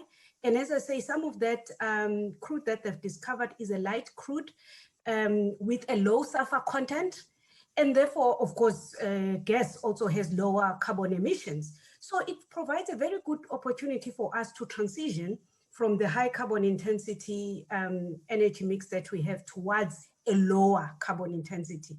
But the challenge is that many people, as I indicated in my opening remarks, are saying, let's transition from where we are to zero. And that is completely impossible and does not support industrialization. Also, the local production, of course, of our own petroleum resources, as I said, brings a lot of other opportunities, petrochemicals, the support industries that come with that, from the production of this oil and gas to beneficiating it, the byproducts that come to that, some of them even going to our medical use of those gases that come out as the gas is being beneficiated to produce petroleum products that we will use. So therefore, I think it's a huge opportunity that we see in terms of this petroleum resource potential that we have that has remained unexplored. But I think the biggest challenge we have is making sure that South African leaders, and we are, of course, providing input to our leaders to say, let us make sure that the energy transition that we are in is defined by this country and not by external people, and that it supports the socio-economic challenges that we face as South Africa, and we are not being pushed into somebody else's agenda. So there are a lot of opportunities. I think we are on the verge. Mariam is here. We are expecting the rig to land in a few days' time. It's coming in on Tuesday, and they are going on with their exploration. If, I always ask people, if Total and its JV partners in the middle of a low oil and price environment, in the middle of COVID, if they can release 7 billion rand investment into South Africa, what does it tell you about our petroleum resource potential? It says we have a big petroleum resource potential. And I think it's in our hands today to make sure that we beneficiate that and we use it to solve our challenges. Thank you. Yeah, that's a drop mic comment. Say about our resource potential. Drop mic. You know, I'm going to take some few comments from the, we've got Zoom, in some comments coming in from Zoom and some comments coming in from Facebook Live as well as YouTube. And this is going to be quite a challenging, there's some challenging questions here. So I'm going to broaden them up a bit so that they're not specific and expecting any particular person to speak about their individual company strategy, but I think they can be responded to on a general basis. So one of the things that keeps coming up in the questions in the Q&A is, one is what are the deliberate steps that need to be taken to develop women at the bottom of the pyramid? I'm going to direct that to you, Dialogue, about some of the deliberate things that need to be done in order to develop the bottom of the pyramid so that we can move more from a funnel to a tunnel. I think I'll probably go back to the discussion we had around equity. So we need to make sure that the environment is right for that type of development. So having said that, we need to make sure that the policies are in place. And I know sometimes we always like to move away from policies and trust that you've got the right values and behaviors within an organization that will enable that. But I think it's very important that we create the right frameworks that will make sure that the person that's entering the workplace for the first time or has 5 years work experience actually has the right mentorship and coaching opportunities given to them, or access to those people that are very good at understanding the journey that they need to go through in order for them to go through it. But also as leaders, some of us, what is it that we need to do to make that road less rocky? While we need to give people the skills around resilience, we need to also make sure that we clear the barriers. And I still keep going back to that tunnel to funnel picture. We just need to make sure that those barriers are removed. We create much more inclusive work environments. We give both men and women, understanding where they are, the right opportunities, and not probably relegate to some of those opportunities, such as, oh no, she's got a small baby, so she can't work till late. But that doesn't mean her brain has stopped working. So we need to just make sure that we give them the right opportunities and make that environment conducive. And it all starts with that, because once the environment is conducive, then everything else follows. Yeah. There's a question here about procurement. And Pindi, I'm gonna direct this to you. If we have massive opportunities arising, and I'm speaking to you now as a regulator in this sector, if we have massive opportunities, 7 billion rand worth of investment, massive opportunities offshore South Africa, massive opportunity Mozambique, compressed natural gas. Has there been a deliberate effort for women to have a seat at the table of a lot of the related procurement opportunities here, or to be included in the enterprise and supplier development so that they can participate in these new industries as they kick off? Because it's one thing to talk about being externally defined. We're now talking completely new industries. But what needs to be done to ensure that we're not having triple BE conversations about women 25 years from now, when we have brand new industries kicking off and those opportunities are here and they're now? So as a regulator for upstream oil and gas, I think my predecessors have done an excellent job in making sure that local companies are participating in the sector, and they've put in the necessary regulatory requirements for all these international measures to partner with local companies, both small and medium, as well as diversifying the participants in the programs as they continue to make such, or take on such huge programs. And I think earlier on, the issue of funding and the limitations or the barriers of accessibility to funding was discussed in detail. The oil and gas sector is obviously one that's capital intensive, also high risk, and the journey to when the money starts trickling in is quite a long one. But we are looking as a regulator to say, how do we unlock that? Yes, we understand that these companies take a lot of risk and for a long time. When I say Total last drilled in 2019, before then in 2014, they'd actually drilled. I'm not sure how much they spent, but guess what? They had to withdraw the rig because the conditions were very, very harsh, and they had to deploy a bigger rig that is suitable for the harsh ocean conditions that we have in our South Coast. You can imagine if we had a small player participating in that, would they be able to withstand this financial drain for so long? But we are trying to look at solutions on how do we resolve this. It's more a lower hanging fruit than the participation in the equity of the project, which, as I say, is long term, is the procurement that you're talking about, Ndato. And in terms of the procurement, I must say that currently in upstream oil and gas, we have not structured the opportunities, the procurement opportunities that come so that they're accessible to everyone. So we are currently leaving it to the private entities to do their own procurement. So we're at a point now where I've challenged the team to say, what platform can we create so that these opportunities are accessible to everyone? Why would I know as a regulator what the procurement spend or the total project cost for Total is? It's because we've asked them to be transparent, to say what is the spend on the project and how much of that is going to be locally procured.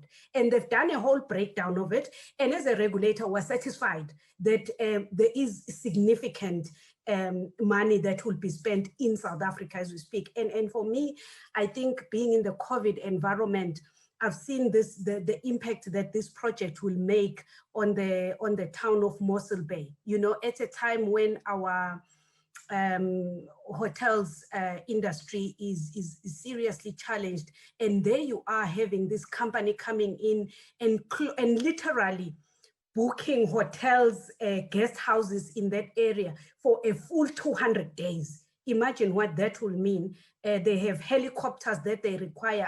I don't even know the people that were running the helicopter industry, what they were doing with it in the middle of COVID. But this is injecting a lot of economic activity. So we're satisfied with how they've done it. What I think that as a CEO of PASA, I'm still concerned about is that we haven't structured it properly so that it's accessible to the broader people. So there are only a few people that understand the opportunity and are aware of it.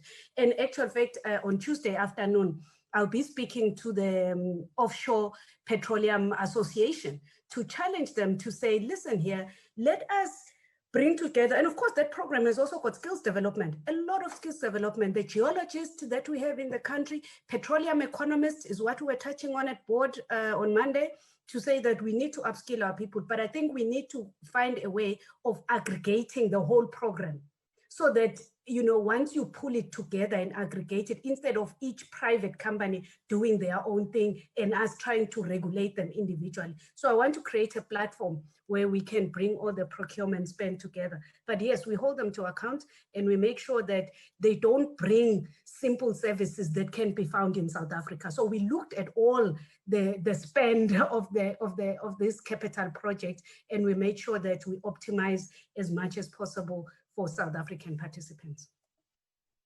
Yeah, so Operation Pakisa that kicked off in 2013-14, this is now, it's around the local content, hasn't it? And so I think government and policymakers and regulators can do their piece, but I also think there's a point here that's being made by multiple people in the Q&A for oil companies and companies to ensure that it is easy or it's accessible to become a supplier. I think there's quite a few people who have said here, it's almost impossible to register as suppliers on supplier databases for most of these companies. So it's not going to be for comment really, but I'll just you know, highlight that for Miriam and for Diallo, that the women on the line are saying, but it's virtually impossible to be considered as a supplier, to come on your supply chain as a supplier, or to even understand what the supply chain opportunities are. I've got two more questions. I was going to direct one to Nelly, but I'll give her an opportunity to to come back. To Miriam, there's a comment here, and it's really based on your initial point when you said choose the right partner. And so someone says, okay, how do you choose the right support system that can serve you and your vision faithfully? What's the criteria you use? Do you use shared values or shared vision or shared skills or shared loyalty? And we can look at that from a partner perspective or even from a support system perspective. Miriam, can you speak to that? It's a difficult question. The right support. It's difficult to answer, really. What I can say that what you mentioned regarding shared value, creating shared value is critical for me, you know, and that really echoes, you know, the question of the values, you know, what we're doing things. But what I can say is that in my experience, yes, I have my husband, that's a fact, but I have my team, you know, and when I've learned from my team, you know, from my colleagues and from my superiors, you know, but I learn very much from my team. And my support system is my team. And here in South Africa, when I arrived, yes, I knew South Africa a bit because I came, but I didn't know the country, the challenges of the business. And I learn every day from my team. So my support system is being, you know, transparent. When I don't know, when I'm not, I say, I don't have the answer, but we're going to work.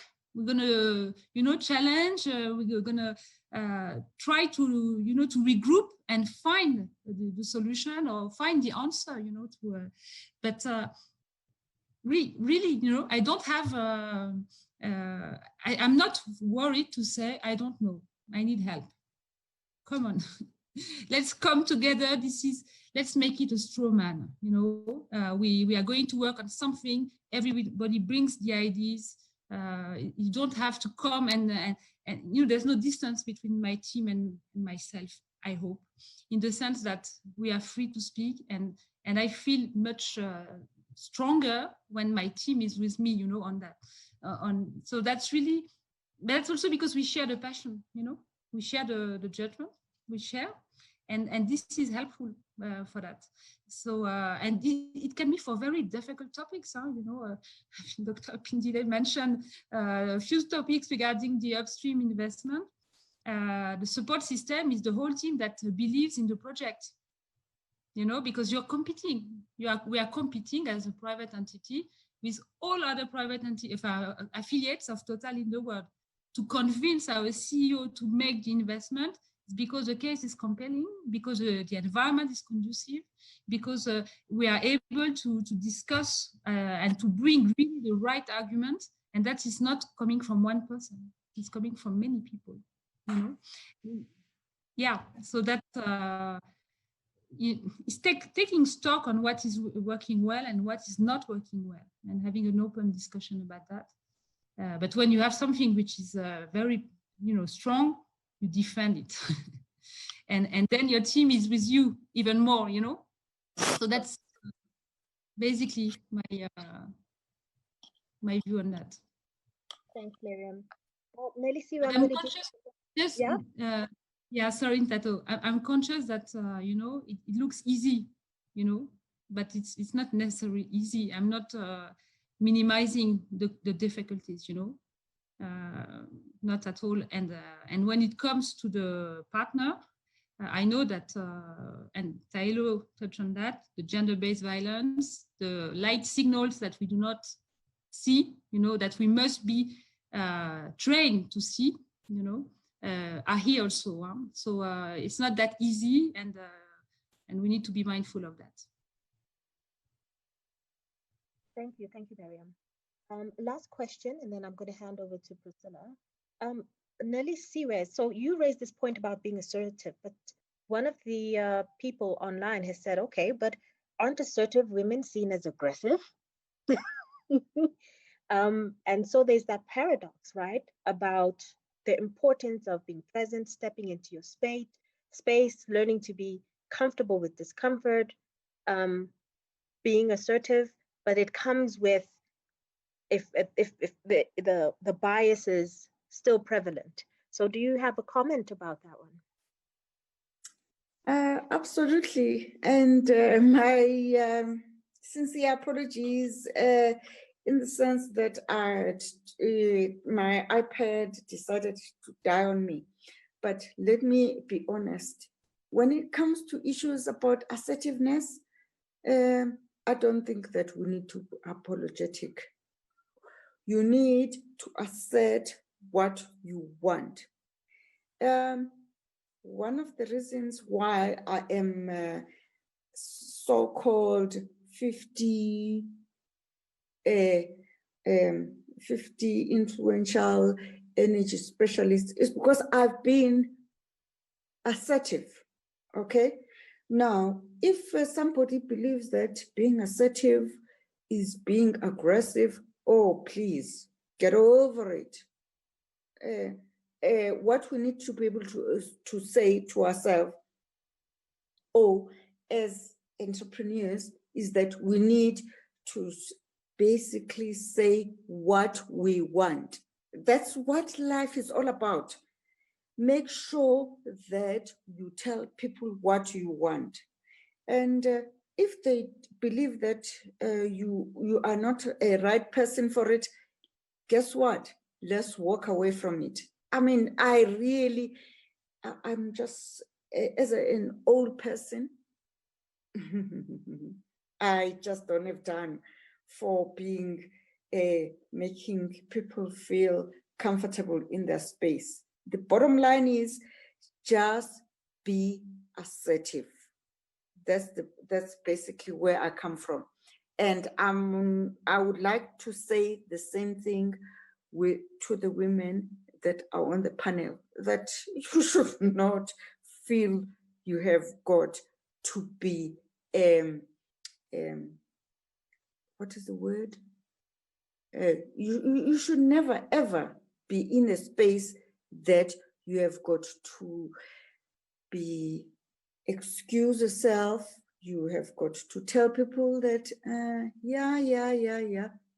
At the end of the day, just be assertive. Thank you.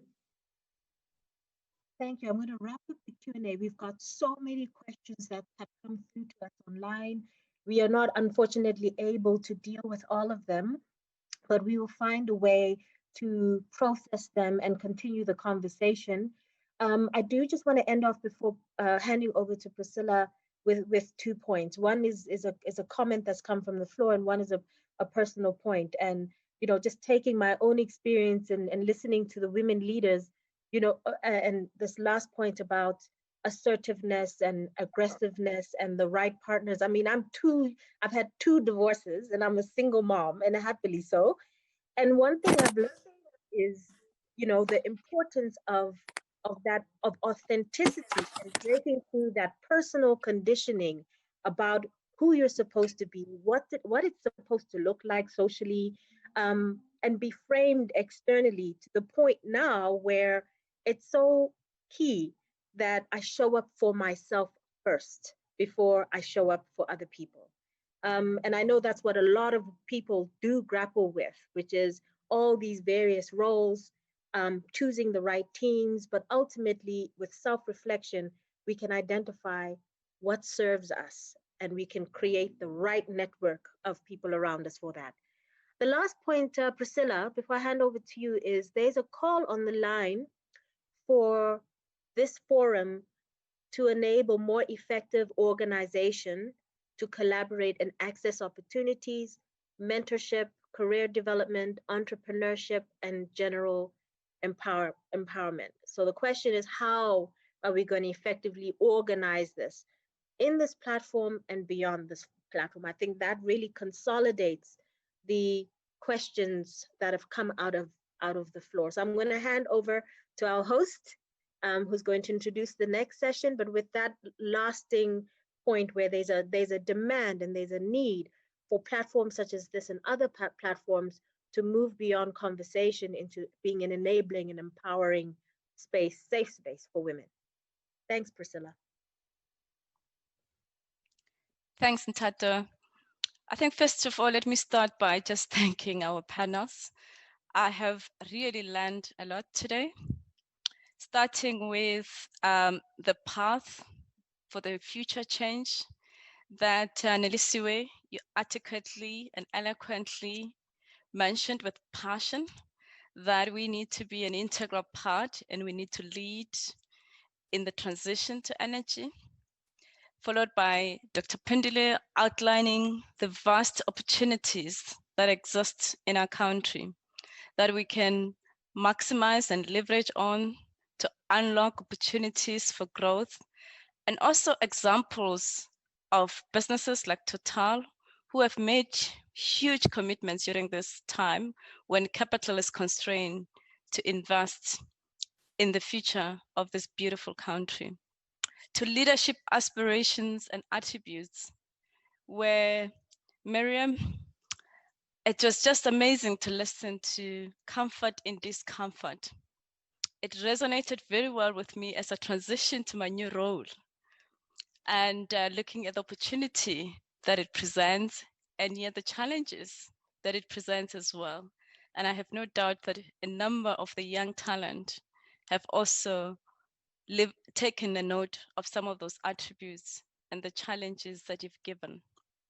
Diallo, amazingly, on equity versus equality. For someone who's very passionate for the women agenda, and I've seen it since you joined BP, and I know for the mother of 2 boys, that to continuously recognize the inequalities and the injustice, and not only talk about it, but act on it and live it every day, it's inspirational. There's been a lot of comments around as well from this in terms of how inspirational and insightful this was. I would just hope we had more time. It would have been better in a face-to-face. But then to wrap up in terms of what does the future look like, we have the think tanks, and I'll be inviting a number of these speakers for different topics. The intention of the think tanks is to have a small team and is on a first come, first served basis, and focused at times will be dialoguing issues in the industry associated with, for entrepreneurs or people who want to pursue business opportunities, looking at issues of opportunities. Dr. Pindile, where are they? Miriam, etc., Diallo, how do we explore those? How do we ensure visibility and transparency of those opportunities? How do we address issues of funding? How do we mentor, coach? How do we address legal risks and traps that some of us don't see when we enter into this arrangements? And just to understand how you set up those successful. So those will be some of the dialogues we'll be having in the future, but equally so, we'll be looking into the corporate environment. How do we then ensure that you're instrumental in the innovation and you play in that space as companies are starting to look at solutions and are starting to be part of this journey, and you lead and you actually demand the space and you don't apologize for it, as was mentioned by our panelists. So I encourage you to watch out for that and to encourage you to continuously participate, because we want the discussions and the conversations to be much more richer. They're going to be very limited participation, but hopefully we can address a number of this, and we'll broaden it up to other players in the industry as well, as we've done with our first one. Then moving on, perhaps before I get into the next session, just to thank our panelists again and to wish them the best in their new roles, and to congratulate them, and to also encourage them to really build on the momentum of today for their own employees, their contractors, and their customers, particularly the suppliers. We really have to level the playing field in that space as well. So I encourage you to do that and to be courageous, because I do know it's not easy, and be resolute about it. Tontato, as exceptional as it is, she's one of those diverse, dynamic, and forceful women. I told her that I'm not going to say you're feisty, you're forceful. And she gets herself into my diary. She demands that I play a role in the industry. And here we are. So for that, and the eloquent and exceptional facilitation, well done. To the entire team that has made this possible, I'd like to thank you. But equally so, I'd like to recognize again Maurice and his family for the commitment. It's not only about the time, it's the financial resources that they put to make this successful. And I encourage all of you to really get closer to the ULP. I think every first Thursday of the month, they invite inspirational business people to talk about their journey and their experiences. It's really exciting opportunities for you to be mentored, to network. They also have a networking and a mentoring program. So it helps you to participate in that, and I encourage you to look up to that. I firmly believe that you have to anchor your success, you have to drive it, you have to invest in yourself, which then set up for the next part of the program, which is you can't just invest in yourself from a technical, commercial, business, but you also need to invest in yourself from a personal perspective. So we do recognize that we are going through a very challenging period in terms of COVID pandemic. And most of us, we have anxieties in terms of the safety of our families, our own safety and health, the safety of our kids, our employees, our colleagues. At the same time, we are anxious about our jobs because this pandemic has really disrupted a number of industries, actually, if not more, all of them. And the economic impact is severe, and companies are repurposing themselves, repositioning. And as a result of that, retrenchments are imminent. So whilst we've been fed with a purpose, excitement for the future, we still have a current environment that we need to manage every day, and a reality. At the same time, gender-based violence against women has increased. There was almost a month or a week where I just stopped looking at the media because of the horrifying stories. For a mother of young, energetic, they're not young, but to still consider them to be kids, at 29 and 30-year-old that leave the house, go to work, and expect and I hope they'll come back home safely. You switch on the media and you see the stories that have been happening. It is nerve-wracking. And these are the realities that occupies our mind, our health. So it's important that we prepare ourselves for living in this environment so that we can be able to be fit for the future. So I just want to recognize Dr. Saul from BP. He's been my mentor, my inspiration. He's seen me cry. He's challenged me through my journey of almost a decade in BP, and has helped me with resilience and the team in BP. And he graciously agreed today to just come and help us with some of the tools and the frameworks to be able to navigate this current environment. And he'll be supported by Dr. Widimele Sefolo. It's great to have these two great minds who will just give us some food for thought on how to navigate some of our different challenges that we're faced with. To all of you, thank you. And I'll hand over to Maurice to do the final closure, and then we'll open up for the resilience session. Thank you.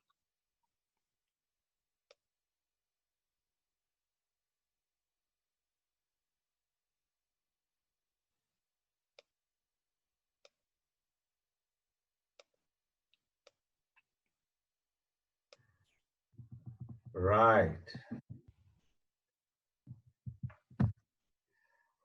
Thank you very much, Priscilla. I think Priscilla deserves a round of applause for this wonderful work that you've done. Yeah, let's do that. Yeah. sharing this whole Women in Energy. I am inspired myself. The panelists have done a great job. Few takeaways from me: right to failure. Oh, that's a great, powerful one.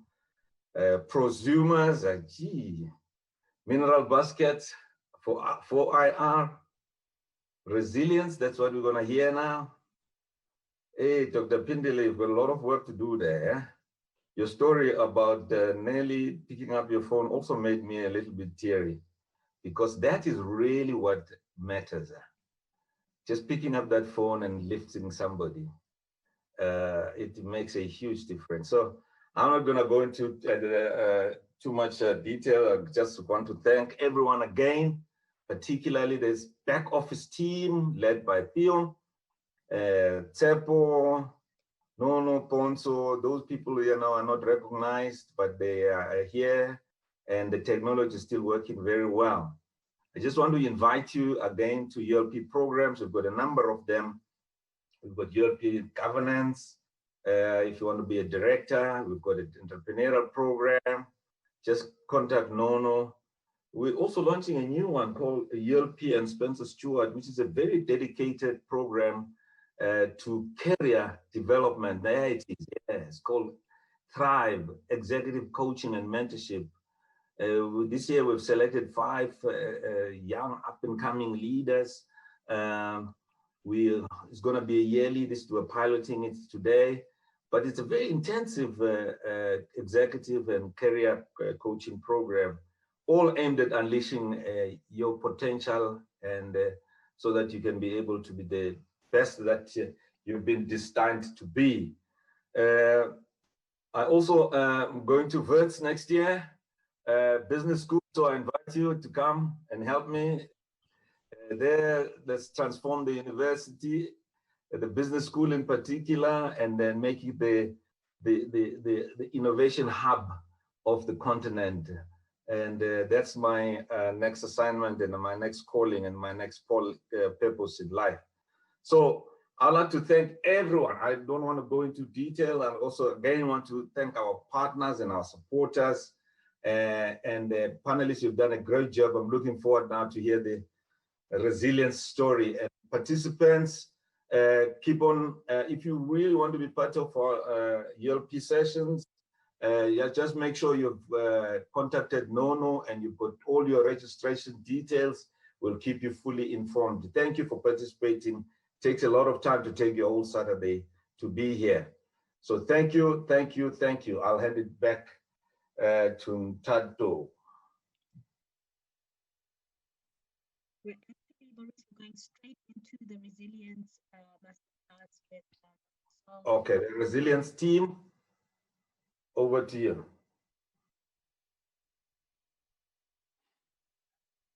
Thanks, Maurice. Thanks, the key panelists that came before me.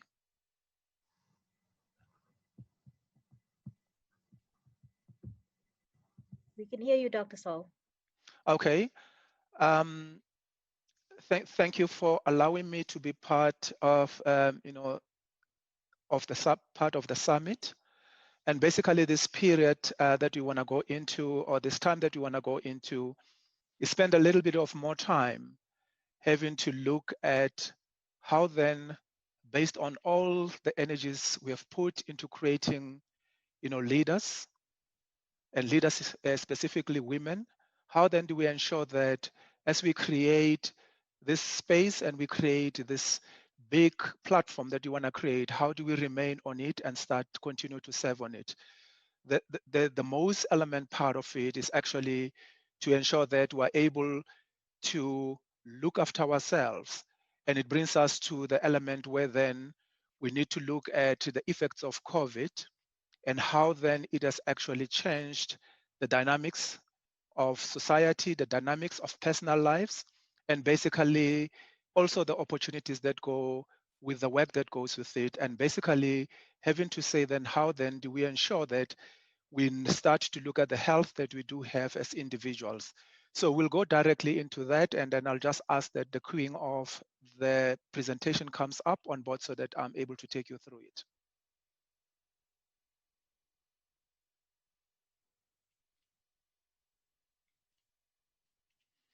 All right, so the first part is that we want to look at the element around COVID-19 so that we understand and build up our case so that we're able to ensure that we're working on the same understanding and from the same framework. So we know the disease is affecting human beings, and basically it's a crossover from animals. It's a viral disease, which is very clear that it is transmuted.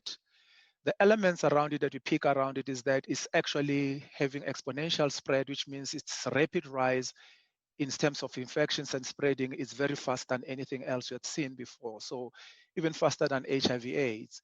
So the only way to look after ourselves is to ensure that we understand that it requires protective mechanisms. And these are based on extensive precautions. Simply based on these particular elements, the precautions would include elements around social distancing. It will include using appropriate PPE like we are using the mask, but at the same time ensuring that we use alternative chemical mechanisms that we use as part of the preventative parts when we do hygiene cleaning and hygiene management around ourselves. So using the sanitizers as requested for the cleaning processes and all those other things. So those are the mechanisms around that. We'll look later on the medical aspects around as protective mechanisms. So it has come with significant disruptions. We know that it has actually turned around economies, it has downscaled markets, industries have collapsed, government have actually gone into crisis space, and they're working very hard to try and understand the effects of it and ensure that they protect populations and persons within their countries. The impact is extensive and has got far-reaching consequences. So we then need to look into the next phase of actually dealing with it, on how then we are able to deal with that. The second slide, please. So we then need to be very clear around looking at the symptoms. So when we look at the first quadrant or the first block, it actually talks to the space that it shares the same pathway with the normal flu symptoms. You know, normal flu disease. We therefore has got elements around fever, dry cough, and tiredness. But it's distinguish it because it uses the common path, which is basically, our lung function space. We therefore need to distinguish it, and we start to go into the second set, which is the second quadrant. When it comes through, there's elements of aches and pains, sore throat, diarrhea, conjunctivitis, which is element that deals with the eyes and actually having to see, some elements of, eyes shedding out some white substances, and basically headaches, loss of taste and smell has been indicated in a number of areas, and we therefore need to ensure that we also pick up that very quickly and all those other things. So it's one of the key indicators, especially for people that have got stronger immune systems, and basically they don't show any symptoms. Sometimes it comes in loss of taste and smell. Some individuals experience rash on skin and discoloration of fingers and toes, so that light yellow taste, color on your fingers. On the other side, weight then becomes serious. So those symptoms would indicate mild elements, the severe elements, which are very, very serious for us, and we create an understanding that you need to do an immediate action around is difficulty breathing and actually seeing shortness of breath. Here it indicates that you're starting to develop nodules, and based with those nodules, which is in your lungs, then there's a difficulty having to exchange, the oxygen and the carbon dioxide, and therefore dropping down the oxygen levels, which create a problem. So you need to start taking that. Difficulty breathing is one of the key areas that you need to look around that. And basically chest pains and pressure on your chest is one element that deals with that. We have seen some people losing speech and sometimes losing movement. So you will go to sleep and you wake up in the morning, and when you wake up in the mornings that you don't have your voice, or sometimes that you actually have what we call inability to move. So those are the key symptoms. But once you've got those the third quadrant, symptoms, kindly make sure that you immediately seek medical help around that. Next slide. So we have spoken around that, and all the speakers that came before us have spoken around elements of the impact. Is a wide impact. There's healthcare issues or health-related, impact. We've got economic impact that relates with unemployment and all those other issues. And we've got social impact, which we will also go and look at that.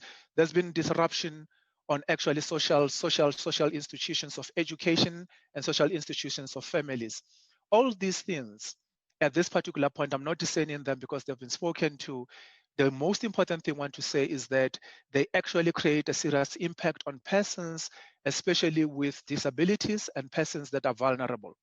So these elements ultimately, most of them impact the position of women in society and the role of women in society. Therefore, we need to ensure that we start to look at that much more critically, because women are mostly mediators in most elements in our families and in the care of others.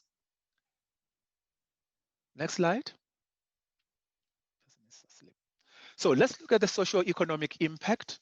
The socio-economic impact, we find that on the role of women specifically, as I closed the previous slide, we have seen an increase in the caring burden in their homes, in their communities, and in the health facilities. As a result of this caring role, this extra caring role that they've taken, we have seen them being really advanced at the increased risk of contracting coronavirus. This role burden has also been expanded by the element that deals with the issue of additional roles within the family, especially with the collapse of education. We've seen women taking more elements around teaching of their children, supervising their children, and ensuring that they continue to assist them with virtual connections and dealing with any other elements that deals with that. This is an additional role, and it's a burden that comes with that. And more so in a patriarchal society where we don't have partners that shares the space with their women to actually support them, it becomes even much more difficult for them. Increased violence and conflict in homes has increased as a result of the lockdown area. There's no room to move around because of the lockdown spaces. And therefore, where there is conflict and there's no space to actually create a breathing pause, you find that more often than once is that there's an escalation that leads to violence. Women more often as part of their vulnerability based on their biological outlook, they're not able to deal with that. And basically is that then they find that there is elements around family abuse that increases, physical abuse that increases, and emotional abuse that comes with that. And as a result, we find increased family disorganization, which ultimately says the unit of the family has been disorganized. It actually goes into a crisis. It is not actually working properly. More often than once, there's precarious elements that happens into it. The culmination point sometimes is separation or divorce at the end of it. We find that women also, and I've just looked at that, 70% of the women work in healthcare and they actually deal with that.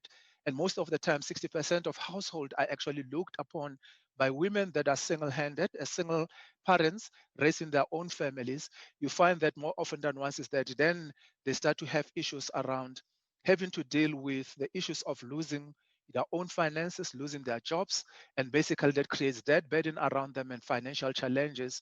Later on, those translates into legal challenges that could be able to do that, to actually, it also creates more pressure on them. Gender-based violence becomes much more pervasive, taking it from the communal aspects and coming into spaces where it comes into home. So we therefore understand that violence against women is a subset of a greater agenda of gender-based violence, and therefore it needs to be dealt with in an appropriate way to ensure that as communities, as individuals, as well as companies, we start to provide leverage around those kind of things. The disruption of economic well-being creates the element of unemployment, loss of jobs, earnings, and more specifically, where we are starting to see women going into the echelons of leadership, going into the echelons of business, we start to see that COVID has actually impacted on entrepreneurial ventures or businesses that they were going on board, because therefore, as a result of that, we're going to see a setting back of the women's progress as a result of loss of those businesses, and therefore impacting again back on the elements around finances, financial independence, looking after and caring for their families, and also just ensuring that they contribute to the wider economy. Disruption of women and children's services is very clear as a result of COVID. We therefore find that it's very difficult to deal with issues of sexual reproduction that relates to the specific needs of women. And basically maternal care has gone down, but also remember that women and children go in the same area of health. And based with that also is that we find that the needs of children are also neglected as COVID has taken the entire space and having to deal with the issues of support around trying to actually treat people and recover them to a space where they're able to regain their lives and their well-being again. Okay, next slide. Far-reaching, so the next slide, please. There are the psychological impact is far-reaching in contracting the virus. So there is fear of contracting the virus. Generally, society is apprehensive. People are fearing this in great numbers. In the workspaces, it's even worse. There's worry about vulnerable people that are not being cared appropriately, especially the elderly. Most of them have got chronic conditions, people with these or disabilities, and especially the people with comorbidities. And therefore, if we understand about that expanded caring role of the women, mostly it sits with them. And therefore, there's an additional burden that comes also with high women having to find appropriate information. And there's a lot of information that is traversing all platforms of communication. The infodemic is very high in terms of that.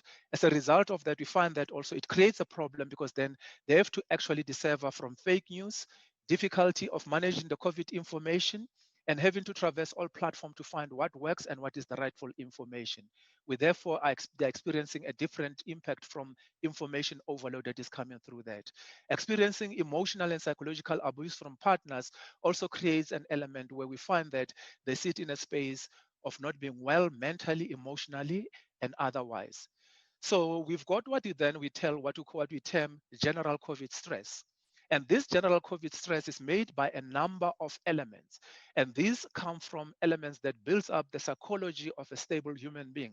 It's about your ability to go into meaningful work, get employed and contribute, financial independence, and building up good relationships. So we find that COVID has created a strain around all these areas and has actually created an impact in the role of women, in their positioning in society, and basically in the general outlook around their contribution in the general economy. So the next slide. So we then have to understand that a culmination of all these things creates a vulnerability. And this vulnerability simply means that we have a stronger crisis that over exaggerates in terms of how we now need to cope with our own abilities and having to deal with the issues that confront us over a period of time. If this continues, which is continuous stress, it creates even more debilitating circumstances where people now go into some elements of disease being seen, and we now need to look at elements of symptoms. Generally, the mental health of most people in society will not be okay, but if you look at the women and the role and the difficulties and the stresses they're going through, they'll be more at an advanced risk of actually being much more vulnerable. So we've got difficulty concentrating as an element around that. They experience irritableness and edginess because ultimately they're sitting in a space of an unknown, of an edge, and basically is that then they find it very difficult to continue with life in a normal way. So they become irritable and edgy. Emotional liability, and sometimes emotional liability is that mood swings that happens from time to time. In some instances, if there's underlying mental instability, it can lead to other elements like suicide ideation, and we therefore need to look at those kind of issues, especially amongst our members of the families that has got that vulnerability, that we start to look around that. Insomnia is one of the critical elements around, especially for people that work with health workers, because they've got trauma in relating to that, but also in terms of insomnia in general population, because there's this extreme worry about the fear that is existing. Feelings of isolation and loneliness, specifically reported by most women, because then they are locked in their families, they're cut from friendships, and basically is that the support systems also are cut as we go into lockdown. And sometimes the virtual systems, we try and talk to friends and whatever, everybody is busy and they're not able to actually come and rally around a common support program and deal together with the issues and share ideas like they used to have when we had time where we can do face-to-face on an engagement sessions. Then sometimes people react with overly sensitiveness or over consent with themselves, especially their health. There's elements around separation anxiety, loss of feelings and anger, loss of hope, desire to continue with life, and delayed and stunted and prolonged grieving. So one key area we want to talk about, desire to continue with life, is one of the areas that are there, or whatever, and all those other things. And basically, we need to ensure that once you start feeling that, feelings of loss, self-loss are coming in, feelings of poor self-esteem are coming through, and basically is that the desire and the hope are going through about life. That in itself also is another indicator that in an individual is not in a good mental state. But with the deaths that are occurring now under COVID, we're not able to conclude and do the normal burials we are doing. We're seeing what we call delayed grieving or stunted grieving. Sometimes it also grows into prolonged grieving because you have not able to go into spaces where you're able to mourn appropriately, deal with the issues that are supposed to deal with grief and loss, and basically ultimately people would require over a period of time some help to deal with that. Next slide.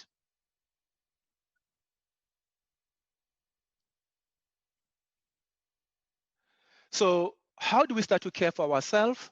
We need to promote well-being amongst women and vulnerable groups. So it's clear focus around that we deal with that and provide that in community levels, in only forums that we do have, and even at work, we need to provide that. We might need to provide insight on how stress and psychological ill health might affect persons and women, because especially the children and the vulnerable, that is very important. So we need to ensure that this isolation, these processes of difficulties, and basically what they are going through, they are provided around that.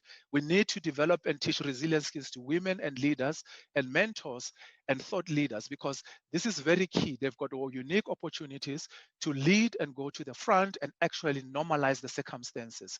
So these are some of the issues. And the reason why we want to go through this is also for you to recognize within yourself, if you have gone through this, that it is normal. These symptoms we're speaking to, these signs we're speaking to, it is normal for everybody, and it's a normal reaction into any abnormal circumstances and how you deal with that. The breakdown of stigma surrounding this must be dealt with because it creates an additional mental vulnerability, and we don't want that. We need to develop psychological health capability in women formation, support groups, and advocacy groups so that we're able to deal with these issues in a broad aligned process. So the latter part of the discussion will go into that space where we then actually deal with these particular issues in dealing with them. So can we have the next slide? So if we have to deal with this issue, so the direction says that we need to go and look for good health. And good health simply means being able to ensure that your health is stable, you are able to do the right things, and you are able to actually execute. You are supported by your physical strength, mental strength, emotional strength, and being able to deal with that. How do we still how do we stay healthy? We can just remove the pressure by looking at well-being, that is managing the demands that are coming through to us and improving our ability to handle them through internal and external resources that we do have to ensure that we're able to deal with that. So the demands and basically the resources we have should actually create a balance around those kind of issues.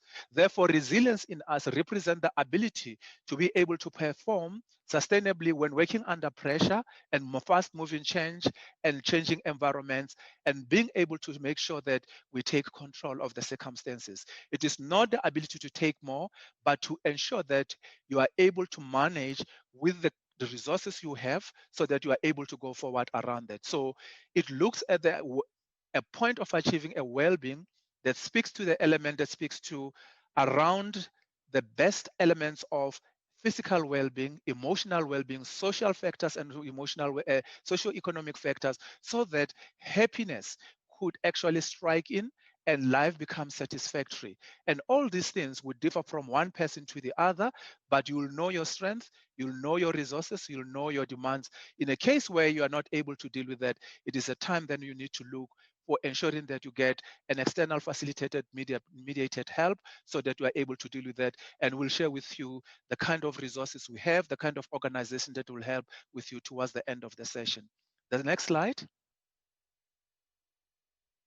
So having put that adequate element around that, we spoke into that part, creating that element of understanding the impact, leading us into a space of vulnerability and aspiring for an element of resilience and well-being. I've brought in another person that deals with this on a day-to-day basis, Dr. Buitumelo Sifolo, who's actually in clinical practice. He does these things every day and works with them. She will share with us a large number of issues that come through as mediating elements of resilience and how we go through that and how we guide ourselves into those processes. So can I give it over to Tumi to come on board?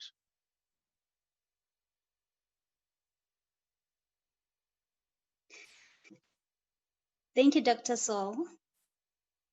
Thank you, Dr. Sol. I would like to make it to appreciate how you have given a background on the issues that are taking place in mental health, particularly during these times of COVID.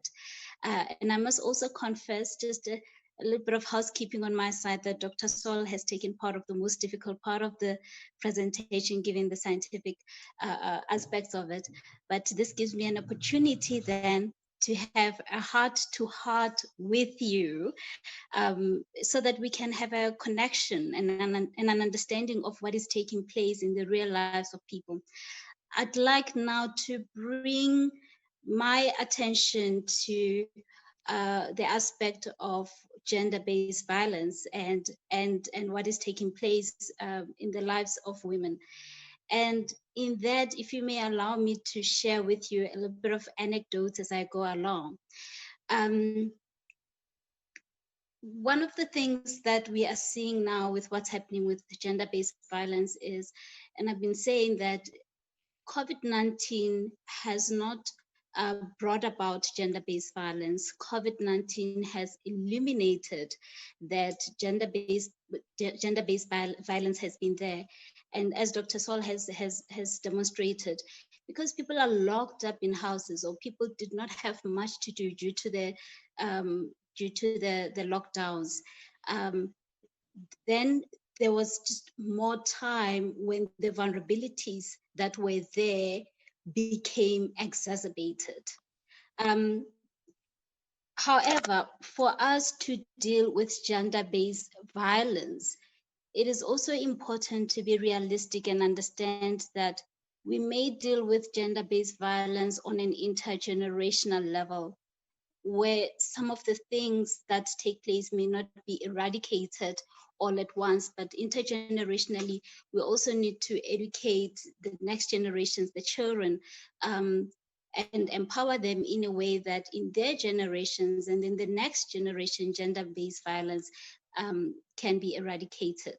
I'd like to share this anecdote with you. It's a personal story of mine. So just to demonstrate the intergenerational changes. My mother was married at the age of 19. She had just completed matric, and I think my dad had been eyeing her and then made a proposal to the family to marry her. And at that time, my mother had aspirations to go to medical school.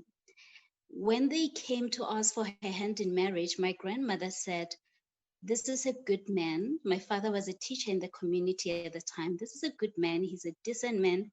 Why don't you marry him now? You can always get an opportunity to get educated."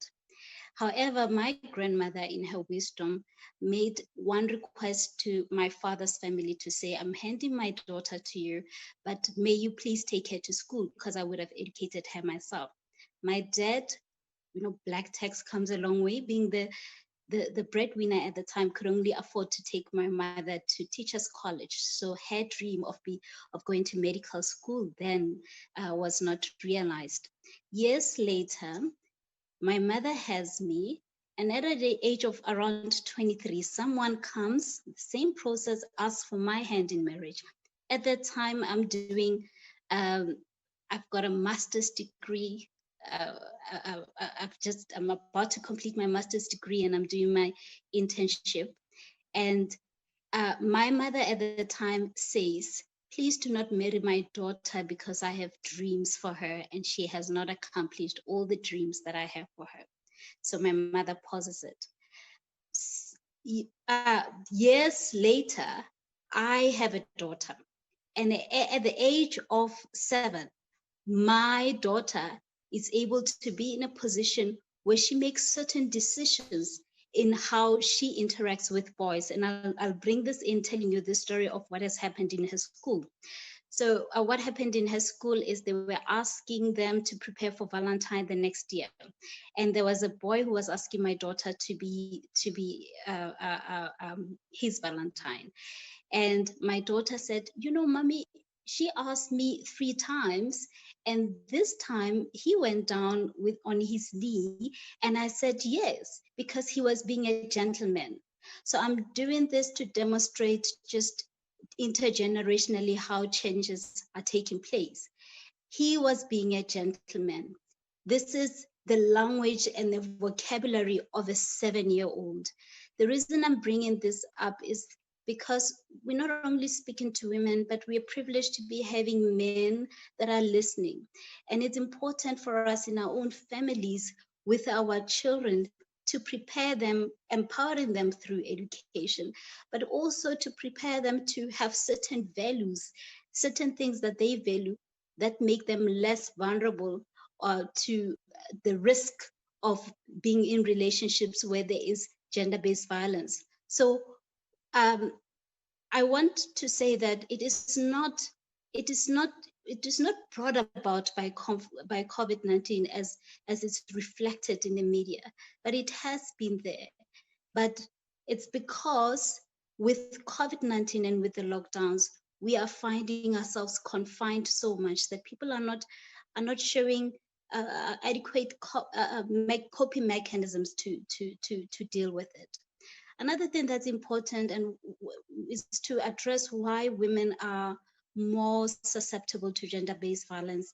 And one of the things is women in their nature are nurturers. But sometimes, if I'm to be realistic, when I'm sitting with women in therapy, I see that society has taught us beyond being natural nurturers, but to nurture a lot of things that we should not be nurturing. So, and it's constructed within society for our patience, our empathy, our loving nature, our compassion, sometimes to be taken for granted and to be taken advantage of. And that makes it for women to remain in situations where they know they are not elevated, they know they are not, they're not respected, and they know they are not cared for, but to have a tolerance. And society has taught us in a very subtle way to have tolerance for situations that do not elevate us and that do not make us to rise up. So I would like to go on now to a little bit of a practical aspect on what we can do, and these practical aspects are really in relation to someone who is dealing with COVID-related stresses and equally someone who is dealing with gender-based violence, to know what to do on a practical level. So the most important thing is that it starts with you, and I would like to present this looking at it from on an ecosystemic level, that on an intrapersonal level, it starts with you, and then you would look at it on an interpersonal level, on a community level, and on a societal level. So if we go to what you can do, practical steps, so that everyone knows what to do, from what you can do immediately, it's to incorporate exercise. If we can go to the next slide, please. It's important to incorporate self-care in whatever you do. I usually say, do not give yourself to the world without giving yourself to yourself first, which means you need to take care of the physiological aspect of your life, yourself, your body first, your mind first. Incorporate exercise for those that are feeling burnt out, for those that are under immense pressure right now, that are tired, that are discouraged. Incorporate exercise. Start some meditation techniques. There are a lot of apps that we can find to help us with some meditation techniques. Develop some positive self-affirmations. Focus on the positive aspects of yourself and of your life. Remember the achievements that you have achieved, what you have achieved previously. Remember the potential that you have. Write positive affirmations. Positive affirmations is particularly in a context of an unloving relationship, is to remember that I am lovable, I am beautiful, I am worthy, I am capable. So please do that on a daily basis. Do something every day that also makes you feel good about yourself. And everything that you can do on a daily basis It can be anything from putting on your favorite outfit, from eating your favorite meal. Do something every day that makes you feel good about yourself. Create a mindful experience. Mindful experience is about being in the moment.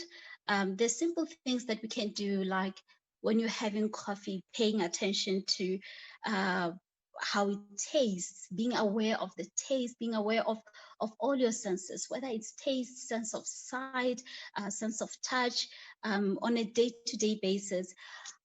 What I'm bringing in, these are some simple things that do not seem to be significant, but they're important for you to be able to deviate your mind from things that are stressful. If we may move to the next slide. There is a quote that I like that says, "I'm the master of my fate and I'm the captain of my soul," by Invictus. It's time to be flexible and to adapt, to recognize that we are in the times that are different, and in your own way, not stick to necessarily the old ways of doing things if they're not going to be helpful, but to be flexible and to adapt to whatever is necessary. If there's something that you're doing that is not helpful or that is not helping, it's important to reconsider whether you should stick to it. It's time also to reinvent yourself. Revisit your dreams and your aspirations, whether it's a woman in an abusive relationship, or it's a woman who is trying to climb the corporate ladder, or it's a woman who is trying to build a career, anything. Reinvent yourself, revisit those dreams. And the way in which you can do that is create a vision board. Where you would paste different pictures of the future that you want. Start to envision it. Vision boards are very powerful. I myself have started experiencing some of the things that I've put on my vision board previously. Reflect and reevaluate on your circumstances. Be realistic about it, whether it's your finances or your social support. Reflect on that so that as you go on to make plans, you would be plans that are relevant to the current circumstances and the kind of things and the kind of changes that you need. Set new goals. What I usually suggest is to set immediate goals, which are from now onwards until about 3 months. Set them in a way that you know the outcome that you want, but you also come up with practical step-by-step application of what you're going to do. New goals, particularly in an immediate, could be, if, for instance, if one is looking for a job, to say during this week, which applications do I make? Where do I send my applications and so forth? And in a more practical level, according to your own circumstances.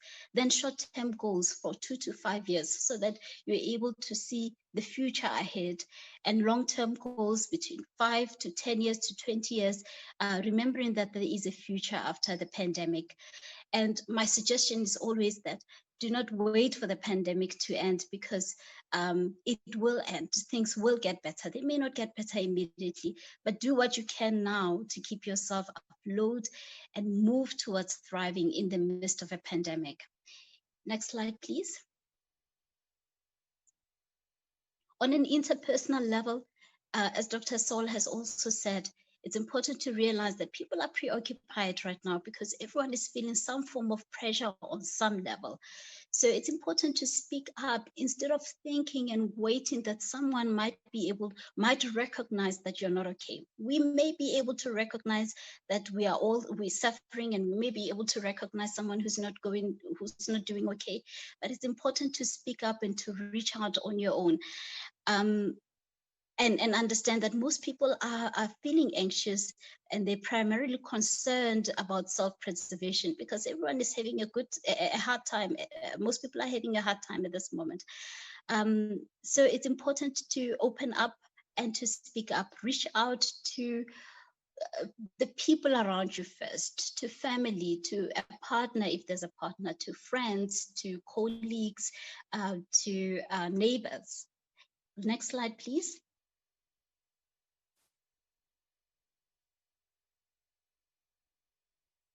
On a community level, once you've reached out, it's important to leverage all kinds of support systems and support networks that you have.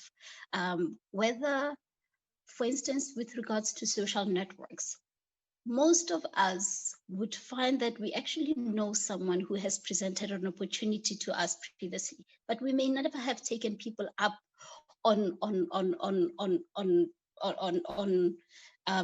whatever opportunities they would have presented to us. If someone has said to you, to me, if you need anything, don't worry, just give me a call, right? This is the time when I should be picking up the phone to reach out to the person who has previously made an invitation for me to call them whenever I have a need. So leverage on those social networks, whether they are professional, whether they are someone at church, any form of professional network that you have. Consult professionals. If you find that you're having a hard time, it's a very stressful time, consult a professional without being apologetic about it. And reevaluate again on a financial level, because we're having socioeconomic issues. Look at your financial situation, whether you need to restructure by budgeting, scaling down, negotiating, selling something. Make the little go a long way. Evaluate your own circumstances. Once again, spiritual support, spirituality is very important. And where there is spiritual support available, please find a way to reach out to that. I know a lot of people are feeling like, because of lockdowns, now we're not able to gather, we're not able to go to church. But I think use the media, use a television, use social media, use the internet, use YouTube, whatever that uplifts you spiritually. Next slide, please.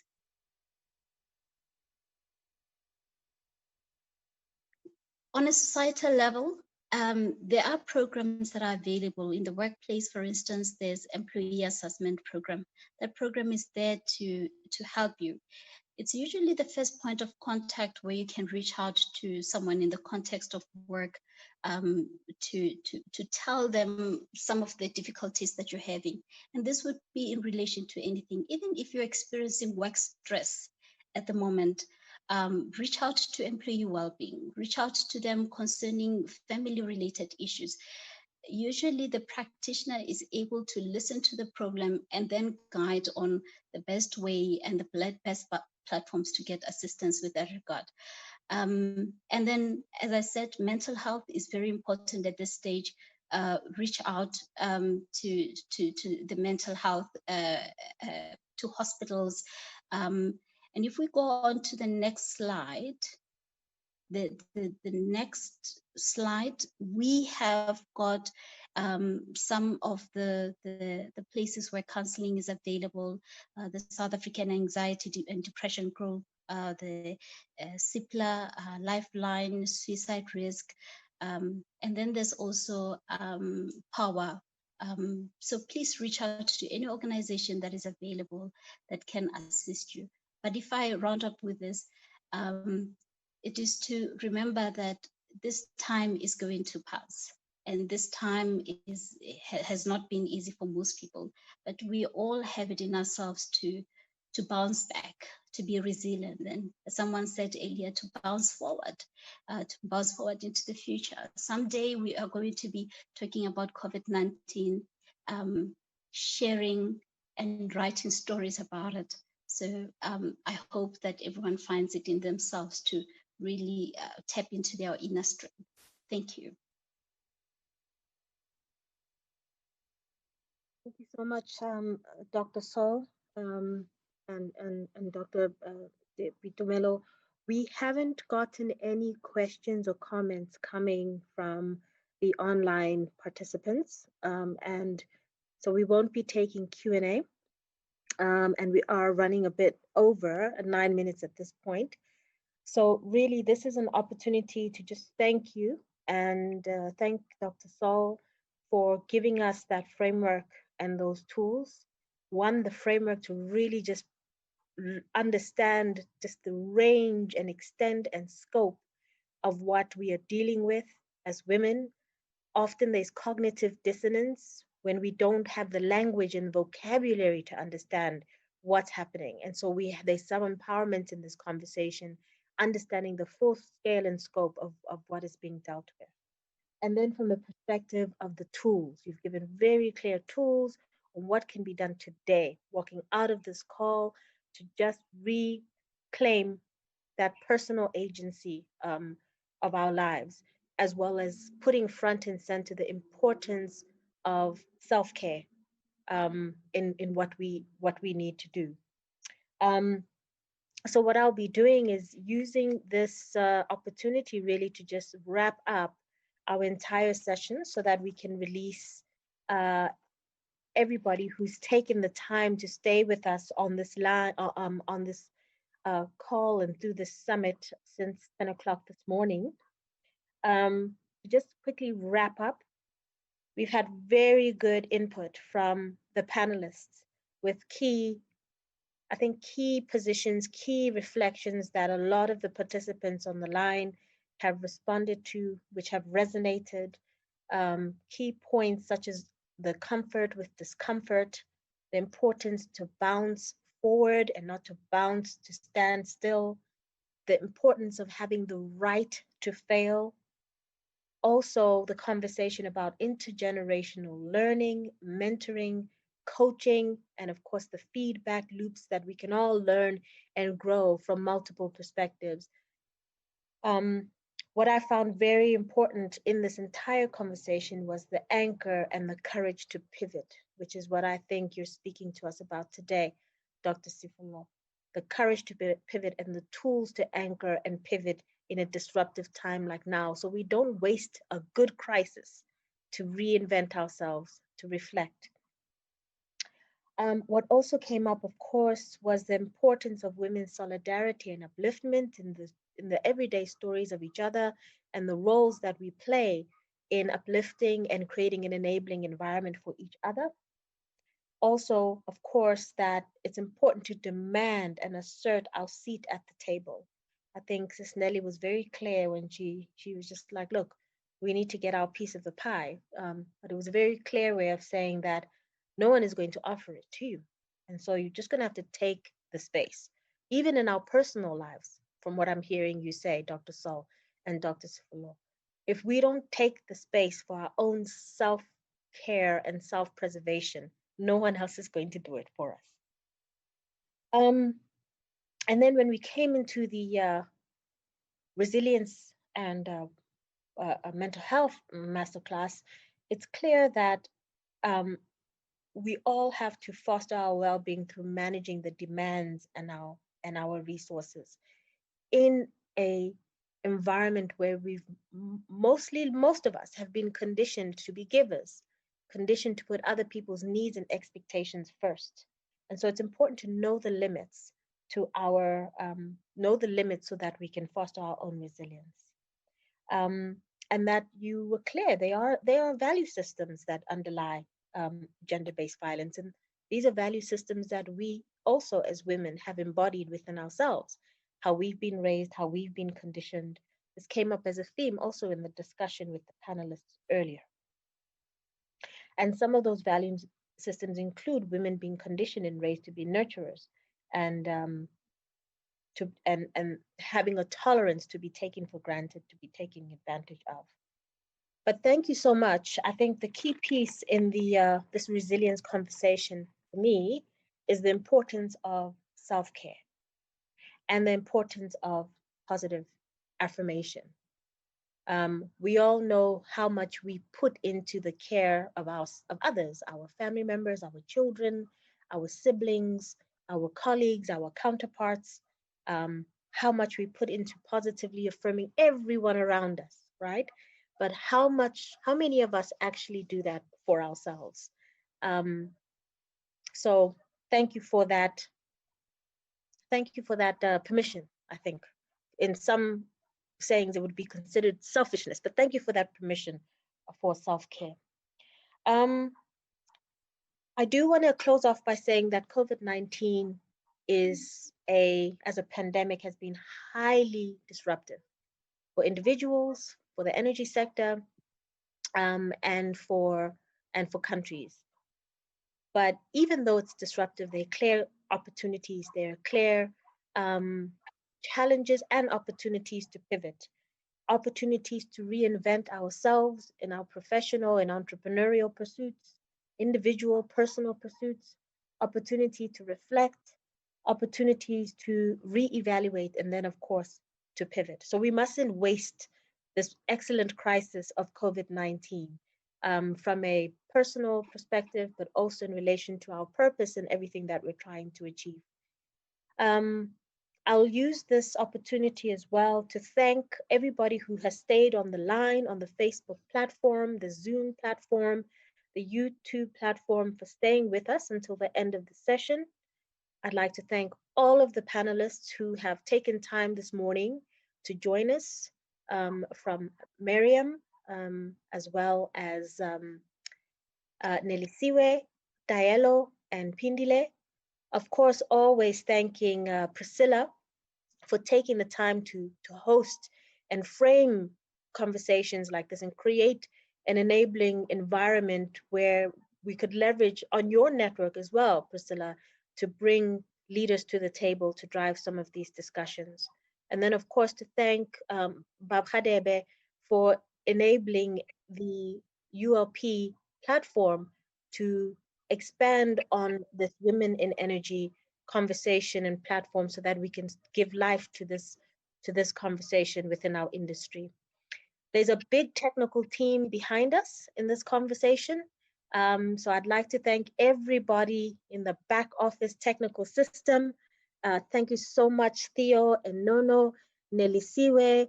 Thank you so much, Simpiwe, who's been managing on the media and marketing front with SPA. Of course, thank you so much to Tepo, as well as the technical team who've made sure that this entire summit has run smoothly. I would take this opportunity finally as well to just say, go well. The year is not over. COVID hasn't ended. Energy transition is still here. Digitization, fourth industrial revolution is here. Gender-based violence is still here. And so we have to find the eye of the storm in all of these disruptions as women and take the opportunity to pivot. I will leave it there. Thank you very much and have an excellent weekend. Let me take the opportunity to clap Tato for organizing and facilitating this session. I also want to, the woman of this home of ULP, this is the lady that is behind ULP. ULP. So thank you very much, honey. All the best. Be safe. Thank you. Well done, everyone. Everybody. Take care.